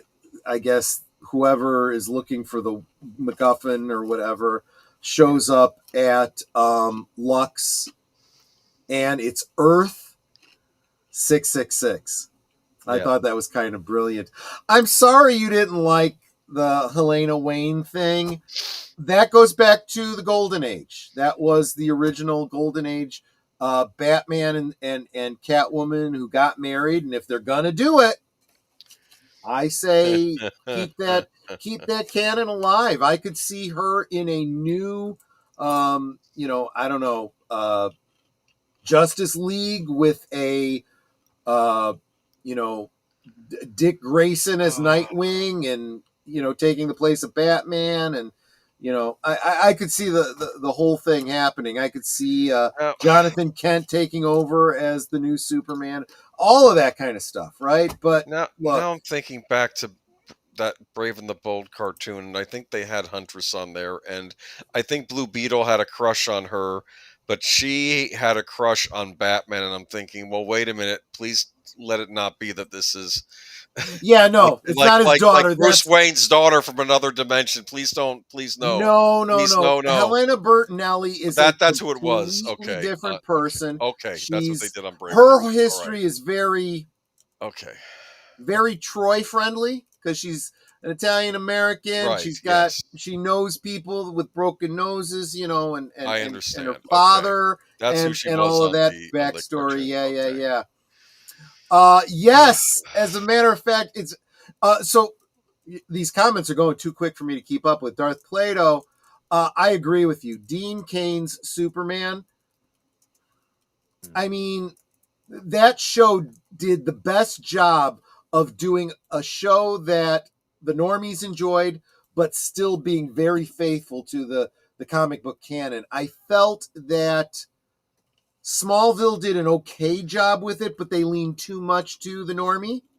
And I think that Birds of Prey also made the same attempt, but leaned too much into the comic book The canon. lore, right? They were so slovenly following the comic book canon that they lost the normie audience, and that's where it went wrong. They And did yes, they did or had Oracle on, or Barbara yes, Gordon which was is Oracle. fine. You could do that, but I think there were there. It became like Marvel, where you had to do your homework in order to understand what was going on, and you can't get that far down that rabbit hole. Yes, Joe's Atmosphere Karate Kid is a DC character. In fact, although the Karate Kid with Mr. Miyagi and all that has nothing to do with DC, it does have to say, it does have to acknowledge the DC Comics because it is a trademark. The Karate Kid name is a trademark of DC Comics. The character is completely different. It's a character from the 30th century in the Legion of the Superheroes. Yes. It has nothing to do with Daniel, and Mr. Miyagi and LaRusso. all that kind of stuff. Or LaRusso, right. But it is a trademark, so they had to acknowledge it. You're absolutely right. It was pre-crisis, but there's a lot of stuff that was pre-crisis that they bring back again. They do it all the time. Yes, rest in peace, Val Kilmer. He could have been, if he had had a better story to work with, I saw him as a great follow-up to Michael Keaton. I would have been fine with it, but the story that they gave him just was just not Yeah. good. Dean Cain was a great Superman. He did a great job as Superman, but he, behind the scenes and with the fans, embodied Superman the way the way Christopher Reeve did. And that's as important as what you show on screen.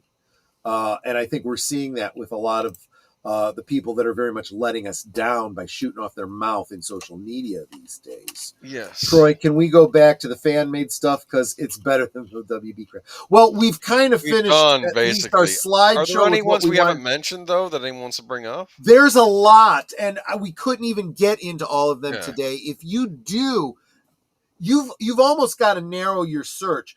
Do like Star Wars fan films and just find a list and just in Google, you can go videos and just start looking at them and just go watch them. I've never heard about it. Let me go watch it and see what it's all about.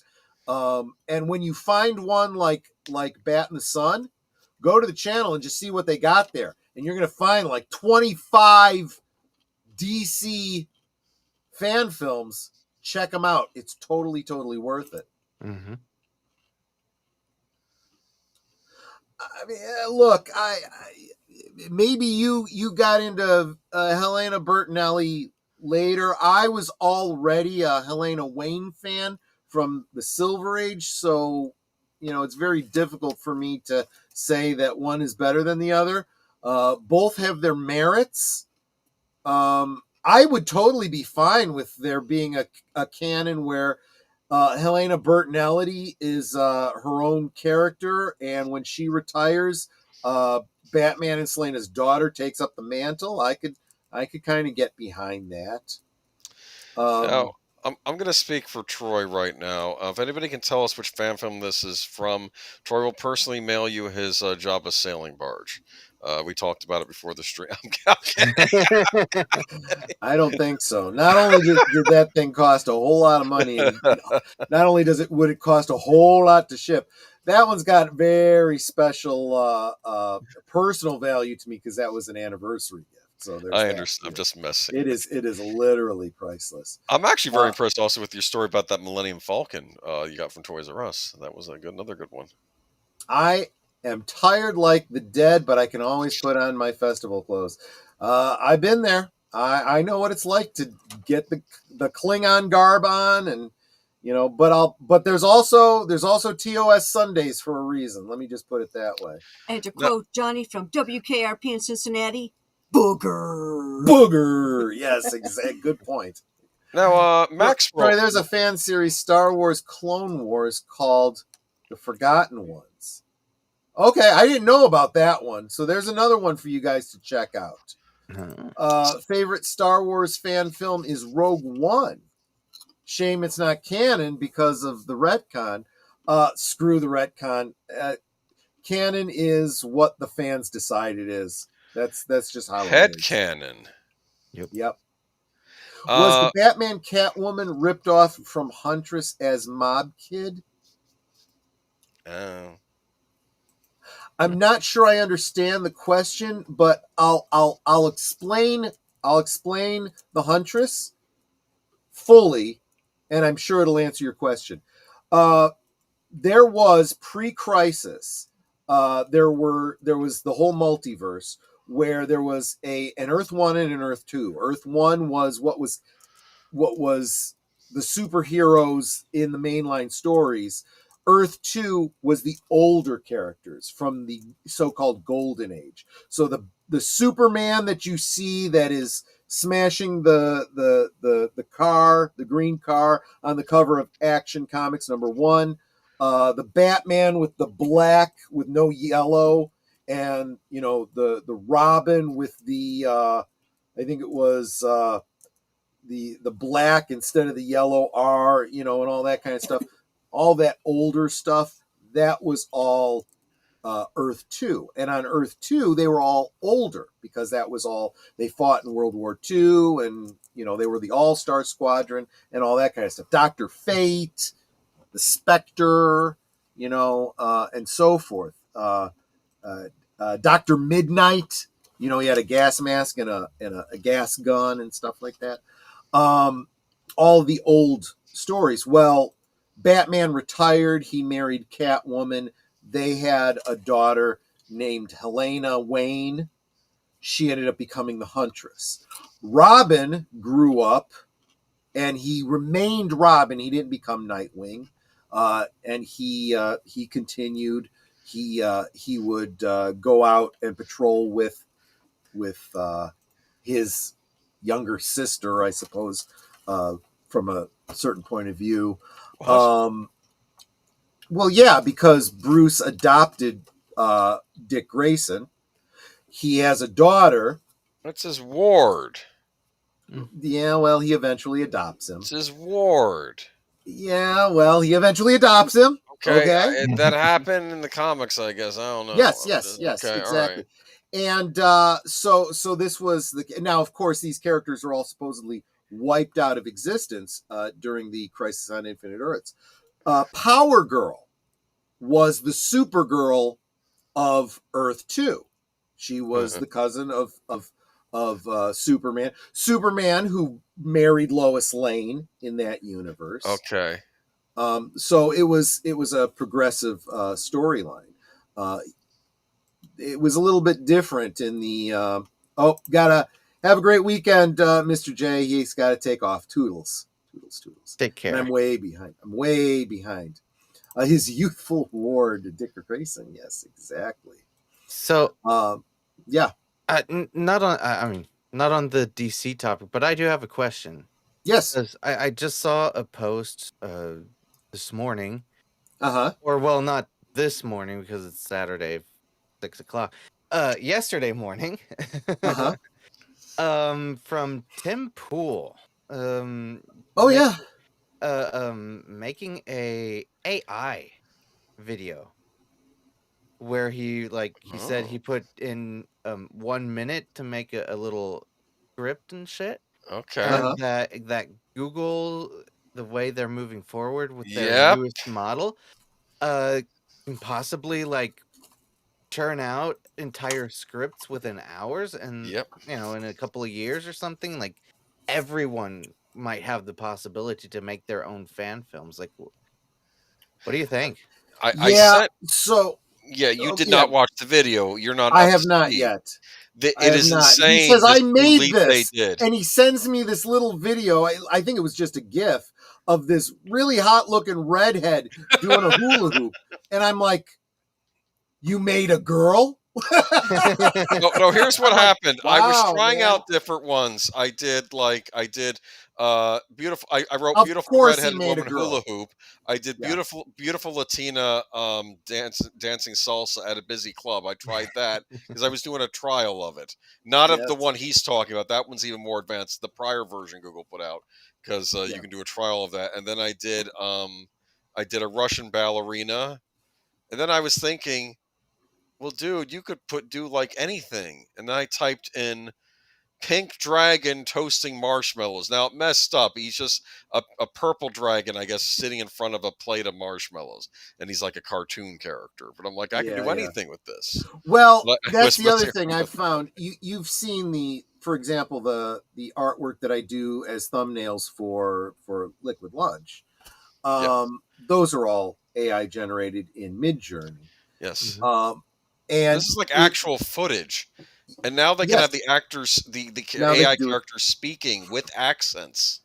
Yes, absolutely. So what you're seeing is a convergence of things. So you can create with Suno, you can create music, and lyrics and songs and voices.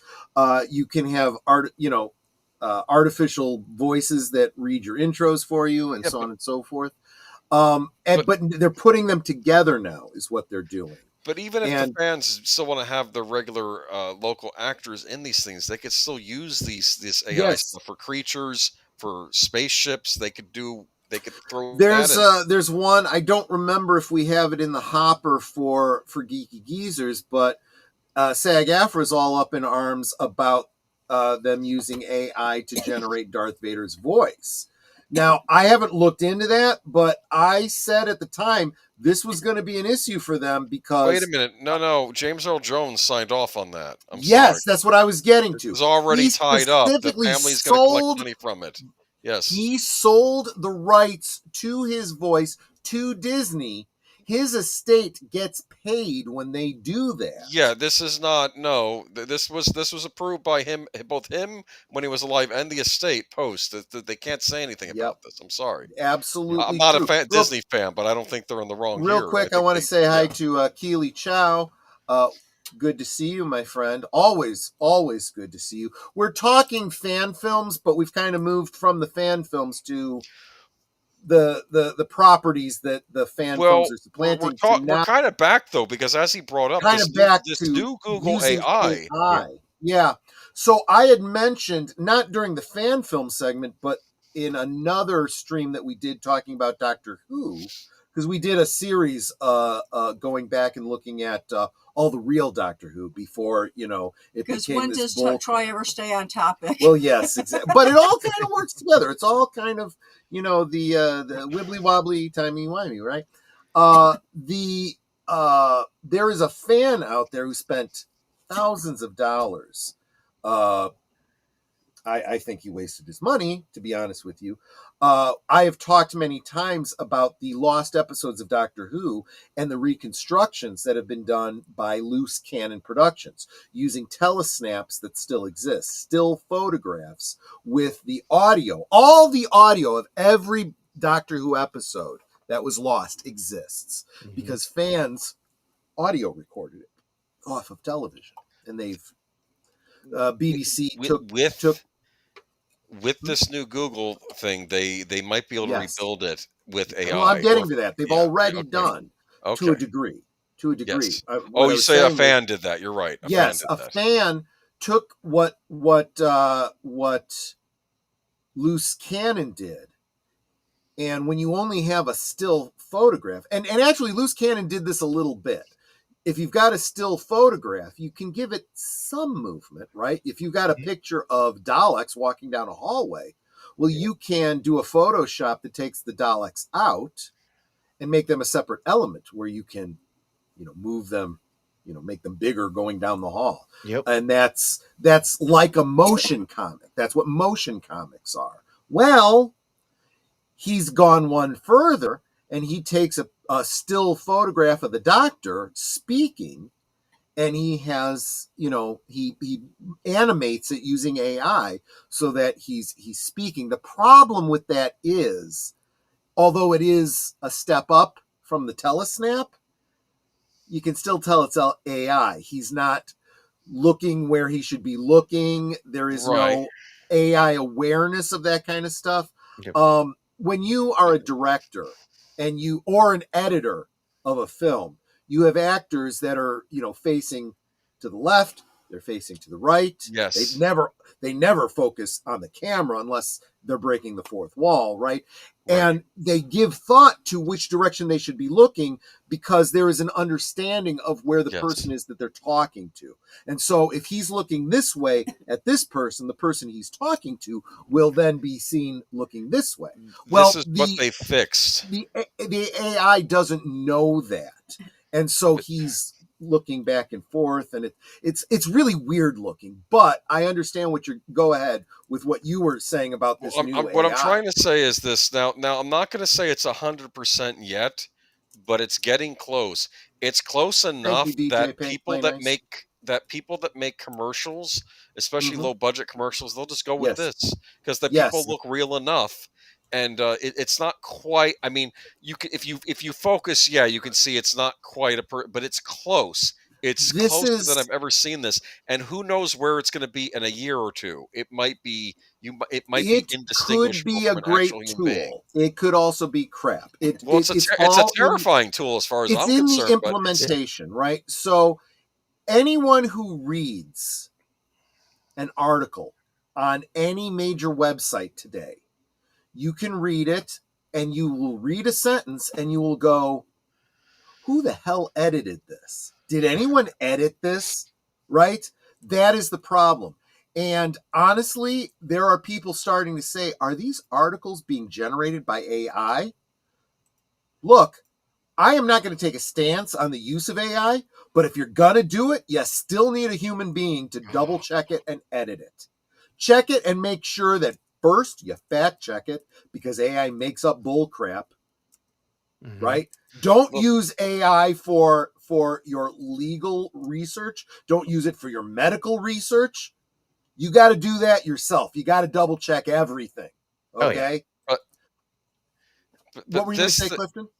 I was just agreeing with you.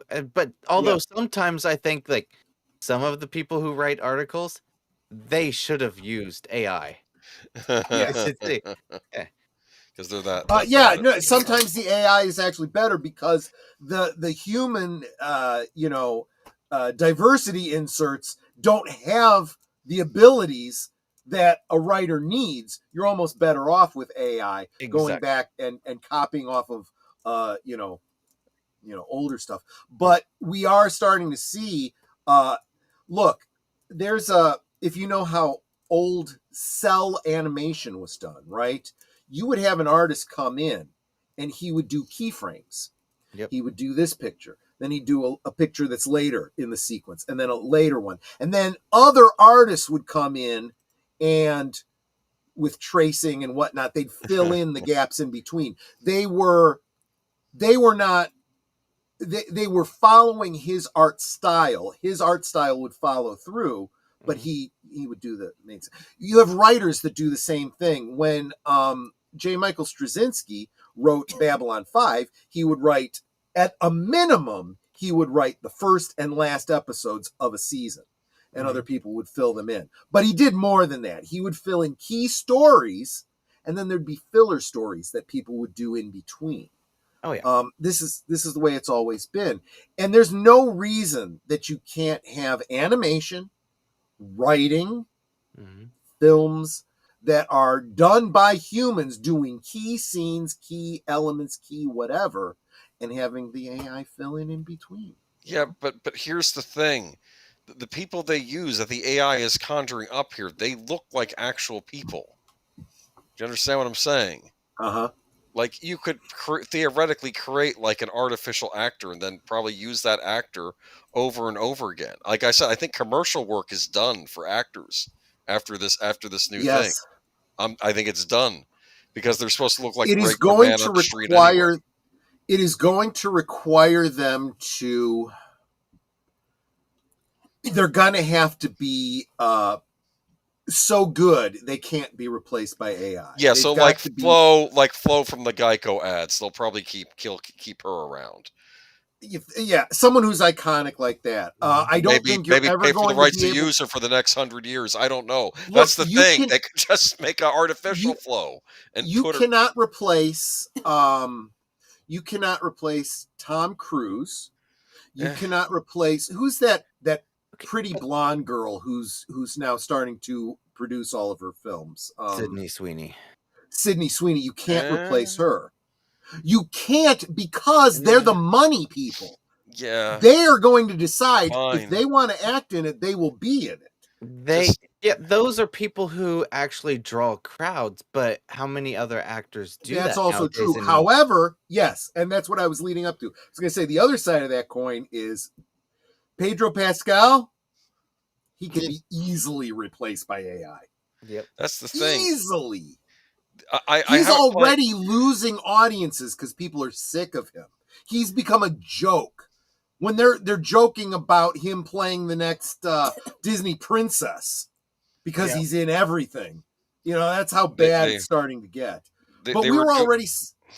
Go ahead. Well, they were doing a joke with like a Santa comedian guy. You know what he said? I used to have we used to have 7 fingers on our hands. Now I only have 5. It's weird. Like it was a joke Yeah, that if the AI yeah, finally figured the exactly. fingers out. Well, Okay, and that's the other thing I was getting you to. know, Just like the writers need to be edited before they're published, this artwork that you're doing with AI, but you you need can. somebody to look at every single sector of it and go, that's person's got 6 hands. This is the wrong insignia on the thing. And then you have another artist go in and fix all that in Photoshop. It Yep. is a tool. It is not an end all be all on its own. You Now, have to pay attention to this Yeah, stuff. but they're now, gonna. Go ahead. Sorry. well, I mean, Talk just to me. now, that's like if you're actually a studio, I would think, you'd have to go in and fix this. Right. Now, looking at fan films, like, hey, Yeah. maybe you have a favorite book that has never gotten a movie or a show or something, and you like type in the script Yeah. and you You're get right. that out. I mean, So so this is fan Yeah. film level, I think it yeah. This is what I was getting at when I was see, I've been thinking about this a lot in terms of fan films. I've been telling Boomer for a while now. Yeah. I've been reading this book, Batman Resurrection. Mhm. It's a novel that takes place between Batman and Batman Returns. So it is the Michael Keaton Batman. Yep. It is the what's his name? Is it Al Go? Uh, uh, uh, Alfred, and so it's the same. They even have Knox in there. He has a role in it. So and you're picturing these same actors, right? Because it's the same characters from the Yeah. same movie timeline. Let me tell you, it's a well-written story. Very grounded, like some of these Batman fan films we were talking about, where it's very detective based. Yeah. It deals with the fallout of the whole Smilex attack. It deals with the insert of another villain from Batman canon, and how his origin is tied to the Smilex attack. It's really, really good. And I'm sitting here going, they could make this a movie. Hell, they could do this as an AI CG, Mm-hmm. cartoonish type thing. They can bring in Michael Keaton to do the voice. They could get, most of these people can either reprise their roles because they're doing the voice or get sound-alikes to do it. It could be brilliant, but they'd never do that. Same thing we've all been saying with Heir to the Empire. Yep. They could do Heir to the Empire, but they won't. They absolutely won't. But now someone can. Yes. Now a fan can. Now, to be And fair, they the can't stall. profit from it, but as a labor of love, like I said, you create it and then just put it out there. Now, I don't and know if there say- are blocks on this. I know someone was fooling around. They had like Kermit the Frog in front of a nuclear explosion going off in the background, but it didn't look quite like Kermit Frog. Like it So was changed there enough. are There could be copywriting on using this thing. well, yes. no, they can build copyright into things. There are ways around it, but there's also ways for you to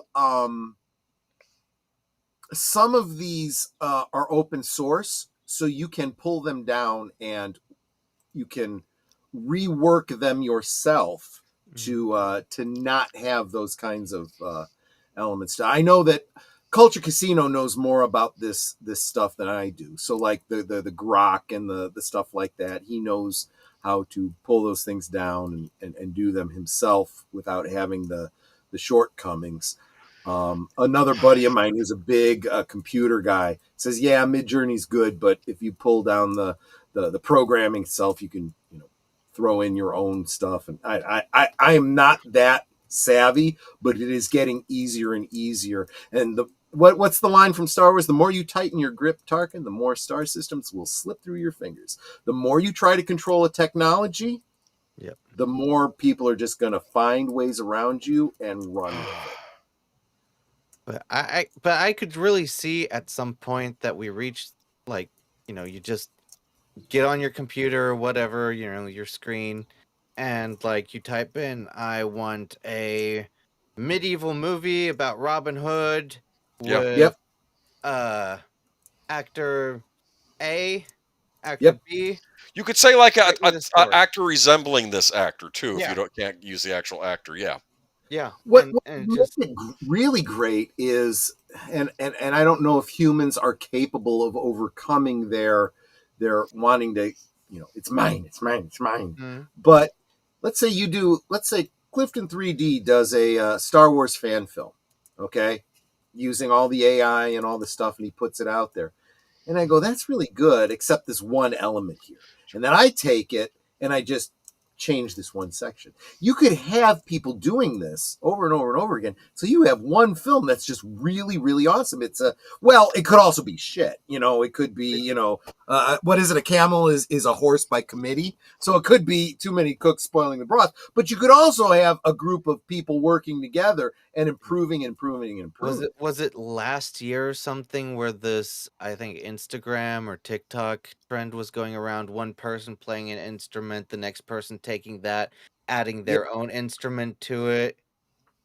Well, this That's Star real. Wars Revelations that we just looked at, Hmm. it was fans literally all over the world working together over the internet. Yeah. The 3D models were done by a guy in somewhere in Europe. I think it was in Germany. Was the guy that did all of the music for it. The actors were, I want to say, in Canada. I can't remember exactly, but they were all over the world working together, and they'd be sending files, and they'd be using file sharing to upload and download to each other and stuff like that. It's just absolutely. And thank you again, Tim Hayes, Blue Wrenching, to make sure everybody please subscribe to Clifton3D. Um, Thank you. Thanking him so much for coming and making this topic happen tonight. He literally was there at Liquid Lunch, and he said this was such a good topic. If you do this again, I want in on it. And so that's literally how this last call tonight worked. But I used to do like photo manipulations. There was a site, I don't remember what it was, where you could submit your photo edited art.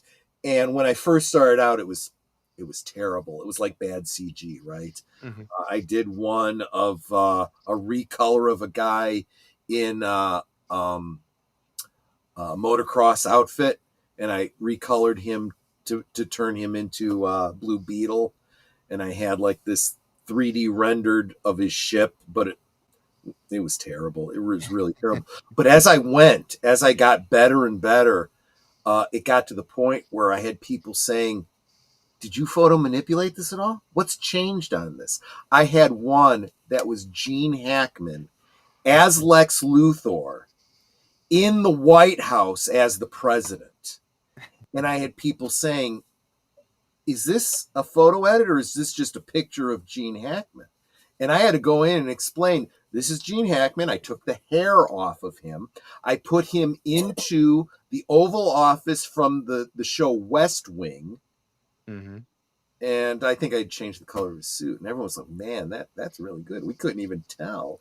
I did one of Lucy Lawless, a scene of her, like a promo shot of her from Xena Warrior Princess. Uh-huh. I took the chakram off of her belt and replaced it with a glowing lasso. And I recolored the whole thing and turned her into Wonder Woman. People were Nice. like, that's perfect And that was casting. the one you did of our buddy who looks just like Clark Kent in Metropolis. There's a guy and his wife who we knew from Metropolis who played Lois and Clark. She did a spot on Margot Kidder as Lois, and he did a really damn good Christopher Reeve. Mm. But the costumes they wore were more comic accurate for the day. Okay. They just looked great. So after we'd seen them for many years, I'm like, guys, can I get a picture of you? We every Thursday of the weekend that the fest was going on, we met at a Hardee's. Like all the fans of this one particular website would meet. And the Hardys loved us because we would eat. Oh yeah, so we'd much be food. buying food there. They were like, yeah, have your meeting here, whatever. They had giveaways and all this kind of stuff. And I'm like, when everyone was clearing out, I'm like, are you on your way to something right now? No, we got time. Can you just sit and like sit here in front here's of the papers. Hold these papers. Hold these papers like you're reading the news. Yeah. And they're like, oh, we get what you're going.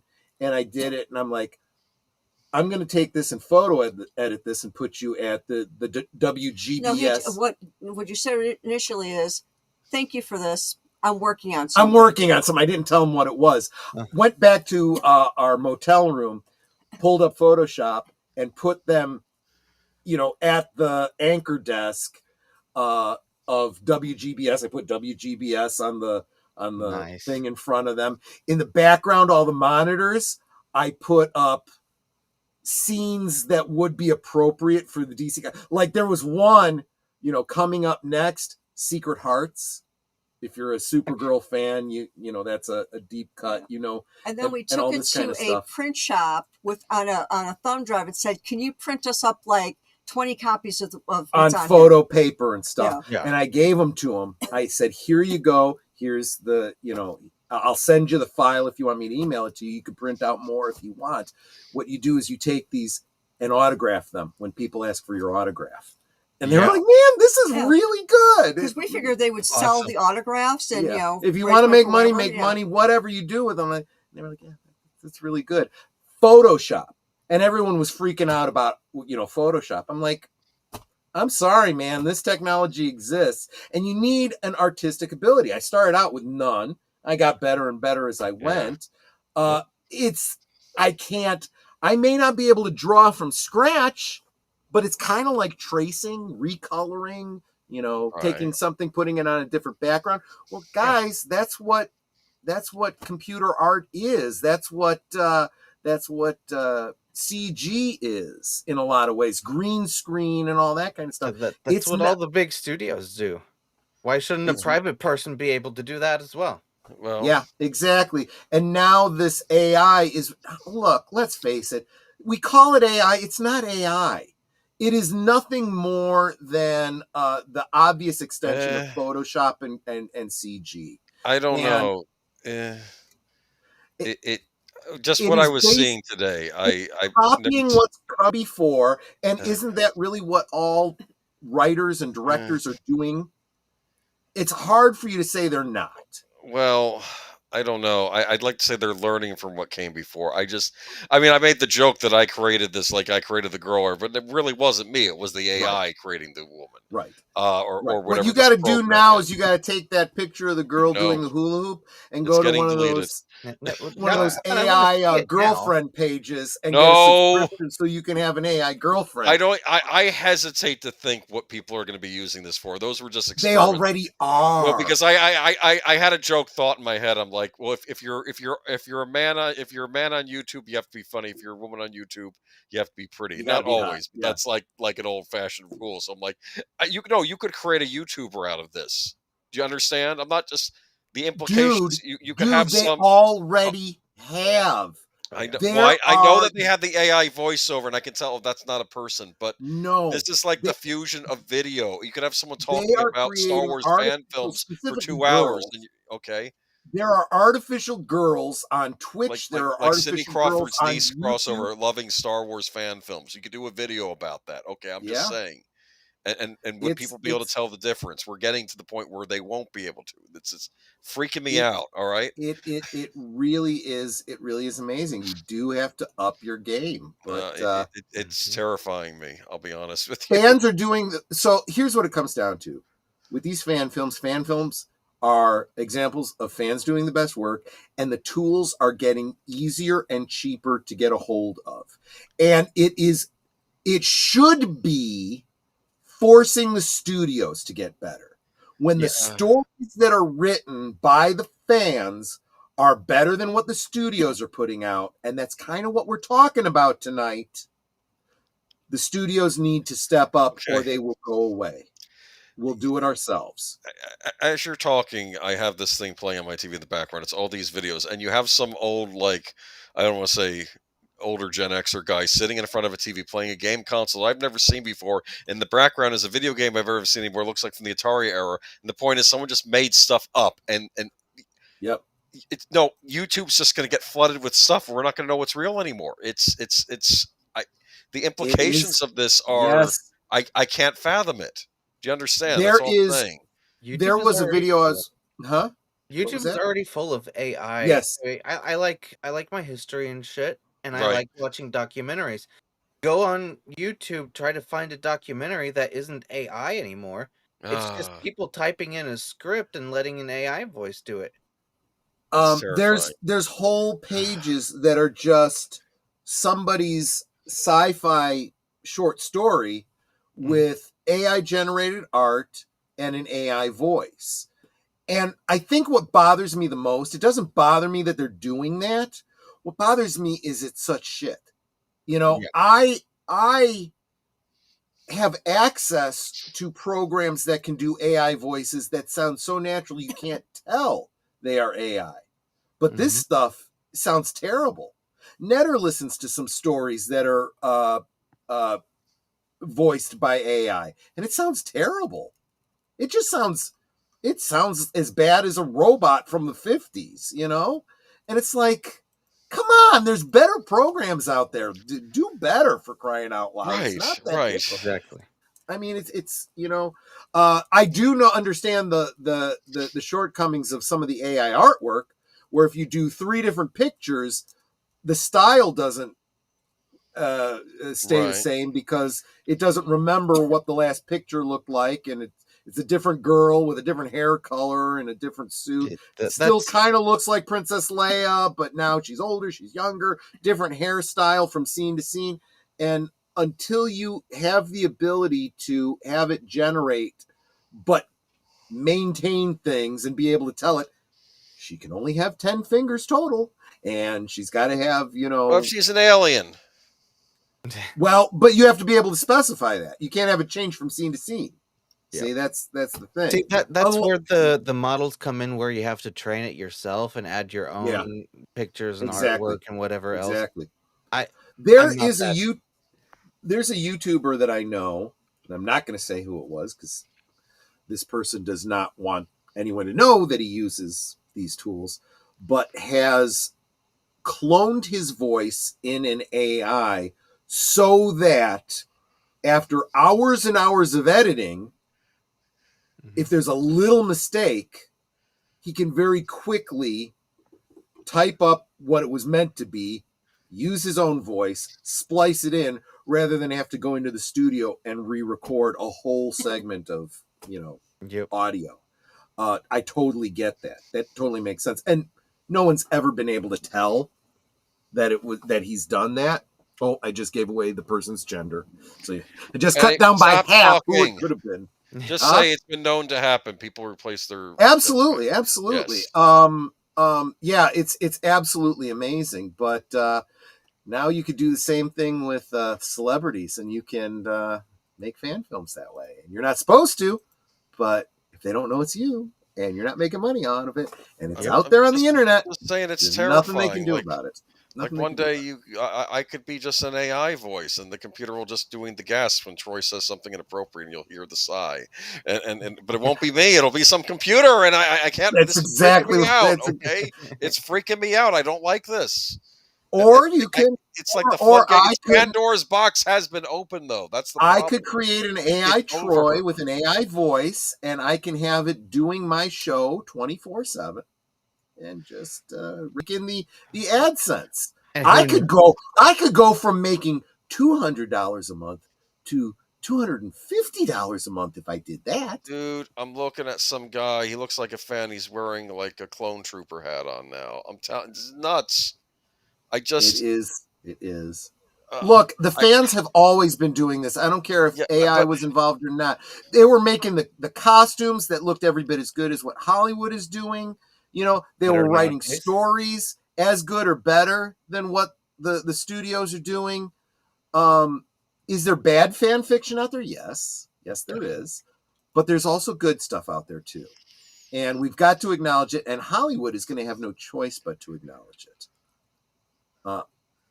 I think that's the point that we were making tonight, is that the era of self-made entertainment is upon us. And you don't lose the element of being able to share it, because you can share it with the world, right? And what's gonna the cream always rises to the top. You're gonna have a bunch of crap out there, but every now and again you're gonna have the kind of stuff we've listed here, where we're like, I enjoyed this, so I think you're going to as well. And if it's really good, all the fans will be saying, hey, have you seen that one fan film? Oh, you got to check it out. Here's a link, or here's a download, or, I'll send you a DVD of it, or whatever. I'll beam it into your brain through that chip that you had installed. Yep, the Neuralink. Whatever it is. Oh yeah, my exactly. goodness, there's an anime character in one of these. Okay, no, this is not. I can't deal with this, man. We have an article for. We're over time. I'm sorry. Yes, we're wrapping up here, Gary. Yes. So and I am already drinking my non-alcoholic Bring Me Back so I can get a decent night's sleep. So it is last call for alcohol, my friends. I'm gonna say this AI topic with what was just unveiled today. We might have to revisit this on another Friday at some point. You go check this out and you see it for yourself, because you've still not seen it yet, Troy. We're just telling you about it. I'll check it out. It's all over YouTube now. Yeah. I had assumed Troy is AI. It would explain a lot, wouldn't it? It really would explain a lot. If anything, I'd say that the people in these videos move a little too gracefully. That's part of that. That's the one giveaway, because people do not move gracefully like this in real life. They're usually just herky-jerky. Yeah, they used to. Probably, yeah. If we go back to like the Elizabethan age, they were probably more graceful. Not even. You go back to the 30s and 40s. Well, there you go. Most of them were trained for the stage. They feel too refined in these. They all had a dancing training, right? They had that grace. They don't have that much anymore. Yeah, so that's the giveaway, actually, in some of these videos. Okay, I'll stop talking. I know we got to wrap up. Okay, all right. Clifton, what have you got coming up in the next, say, week or so? Well, here in about 10 hours, I'm gonna be on Anime 101 with Brandon, the anime guy. I'm co-host. Always fun to be there. Then nothing later tonight. Then again on Monday, my Monday mashup that I like doing with my co-host Anna's Gameland. Okay. So that's gonna be cool. We always talk about entertainment and stuff like that. And other than that, I'm just working the week. But thanks for having me on. It was a lot of fun. I enjoyed this. Absolutely. Real quick, I want to share, because Clifton shared the post he was referring to from Tim Pool, and it is wow. It is very. Let me get back to the comments so I can drop this. Here's a link to that video. It's it's an X. What do you call it? Twitter tweet or whatever. Go check that out. It's pretty incredible what they're doing these days. So there you go. This week, in less than about 20 hours, Netter and I will be over with we'll be on Netter's channel with with Big Al for a viewing of Frankenstein Unbound. If you haven't seen it, you might want to check it out with us. But if you're a certain age and had cable TV at a certain time, you probably saw it a number of times. It's a good film. We'll check it out. And Sunday afternoon is this Sunday is the real Star Wars Day. Mm-hmm. It is the anniversary of the release of Star Wars. So Netter, Boomer, and myself will be over on Pops' channel on Sunday afternoon talking about our history with Star Wars and kind of celebrating a franchise that we very much miss. But we have fan films to hold us through. Later that evening, about 8 Central, 9 Eastern, on this guy's channel, Geeky Geezers. Yeah. What kinds of things are we talking about on Geeky Geezers? Well, we're going to be talking about how Toei might be using some artificial intelligence to clean up, maybe help edit with their anime and clean it up a little bit. And I'm thinking, yeah, that's and well, we got other stories to talk about. Sorry. We'll see. We'll talk about it. Like the guy that made Borderlands, the Borderlands series. Let me guess. He's a great guy who loves the fans and wants to encourage them to get the. He says $80 games, man. You should be happy to pay that. If you don't pay that, you're not a real fan, sort of thing. Yeah. Of course, the former Sony head was saying something similar. It's like everyone's on board with this. This is nuts. You're gonna. Never mind. What do I know? Well, we'll be making. Reality has a way to smack people in the face. Let me tell you. So Sunday night, leading into Monday morning, deleted scenes late show, reserve seats. That's midnight Eastern time, about 11 o'clock Central time. I will be on with deleted scenes as his guest, talking about my channel and kind of my history with it, where it's going, and a special announcement about my channel. So I hope you guys can tune in for that. Monday night is members night at the movie here on Last Call. So members will be watching. I actually never got a poll up, so maybe I'll quickly get one up for this weekend for you guys to decide what we're going to watch on Monday. But every Monday, 7 Central, 8 Eastern, is kind of a Monday night at the movies specifically for members of the channel. You can become a member for as little as $2 a month, and you can join us for these weekly streams just for you guys. And I think that's where I'm going to leave it off. You guys know the regular schedule, but I just wanted to get us through. Just wanted to get you guys through what we're doing this weekend. That's pretty much it. Anyone else got some last words? Netter, anything you wanted to say before we round it out? I love you. I love you too, my dear. And we love all of you guys too. Boomer, Clifton, last words? It's the end of the world as we know it, and I'm it's the end of the world as we know it. No. Okay, go ahead, Clifton. You can have the last word. Oh, no, just, it was awesome to be on. Great talks. Loved it. I'm going to be checking out some of the fan films that I hadn't heard of before. Excellent. Yeah. And there you go. And chat. Awesome. Yeah. Great show. And if you guys do check out any of the videos that we have listed in the description below, and you have any thoughts about them, come back here and leave a comment and let us know what you thought of them. If you enjoyed them, if you say, Troy, you're nuts, that sucked. You know, those people can't act. Who are these people making this crap? Or whatever. Would really appreciate that. Anyway, guys, thank you guys so much for hanging out with us. This has been Last Call, and we hope to see you on the next one, which in this case will be over on Netter's channel for Frankenstein Unbound. You guys take care. Salute. Good night, ladies. Good night, sir. Hit it, sweetheart.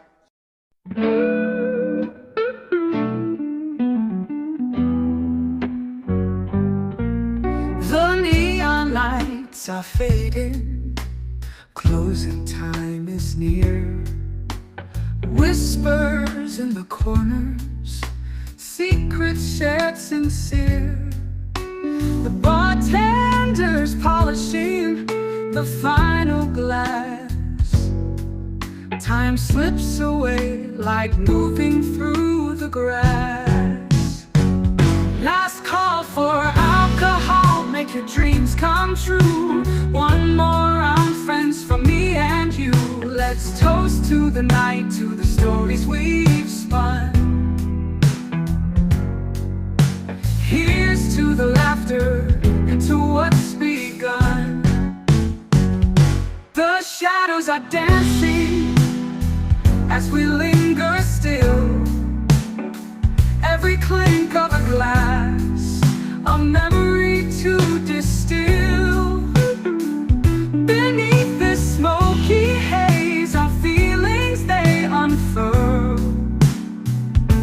A tapestry of whispers in this corner of the world.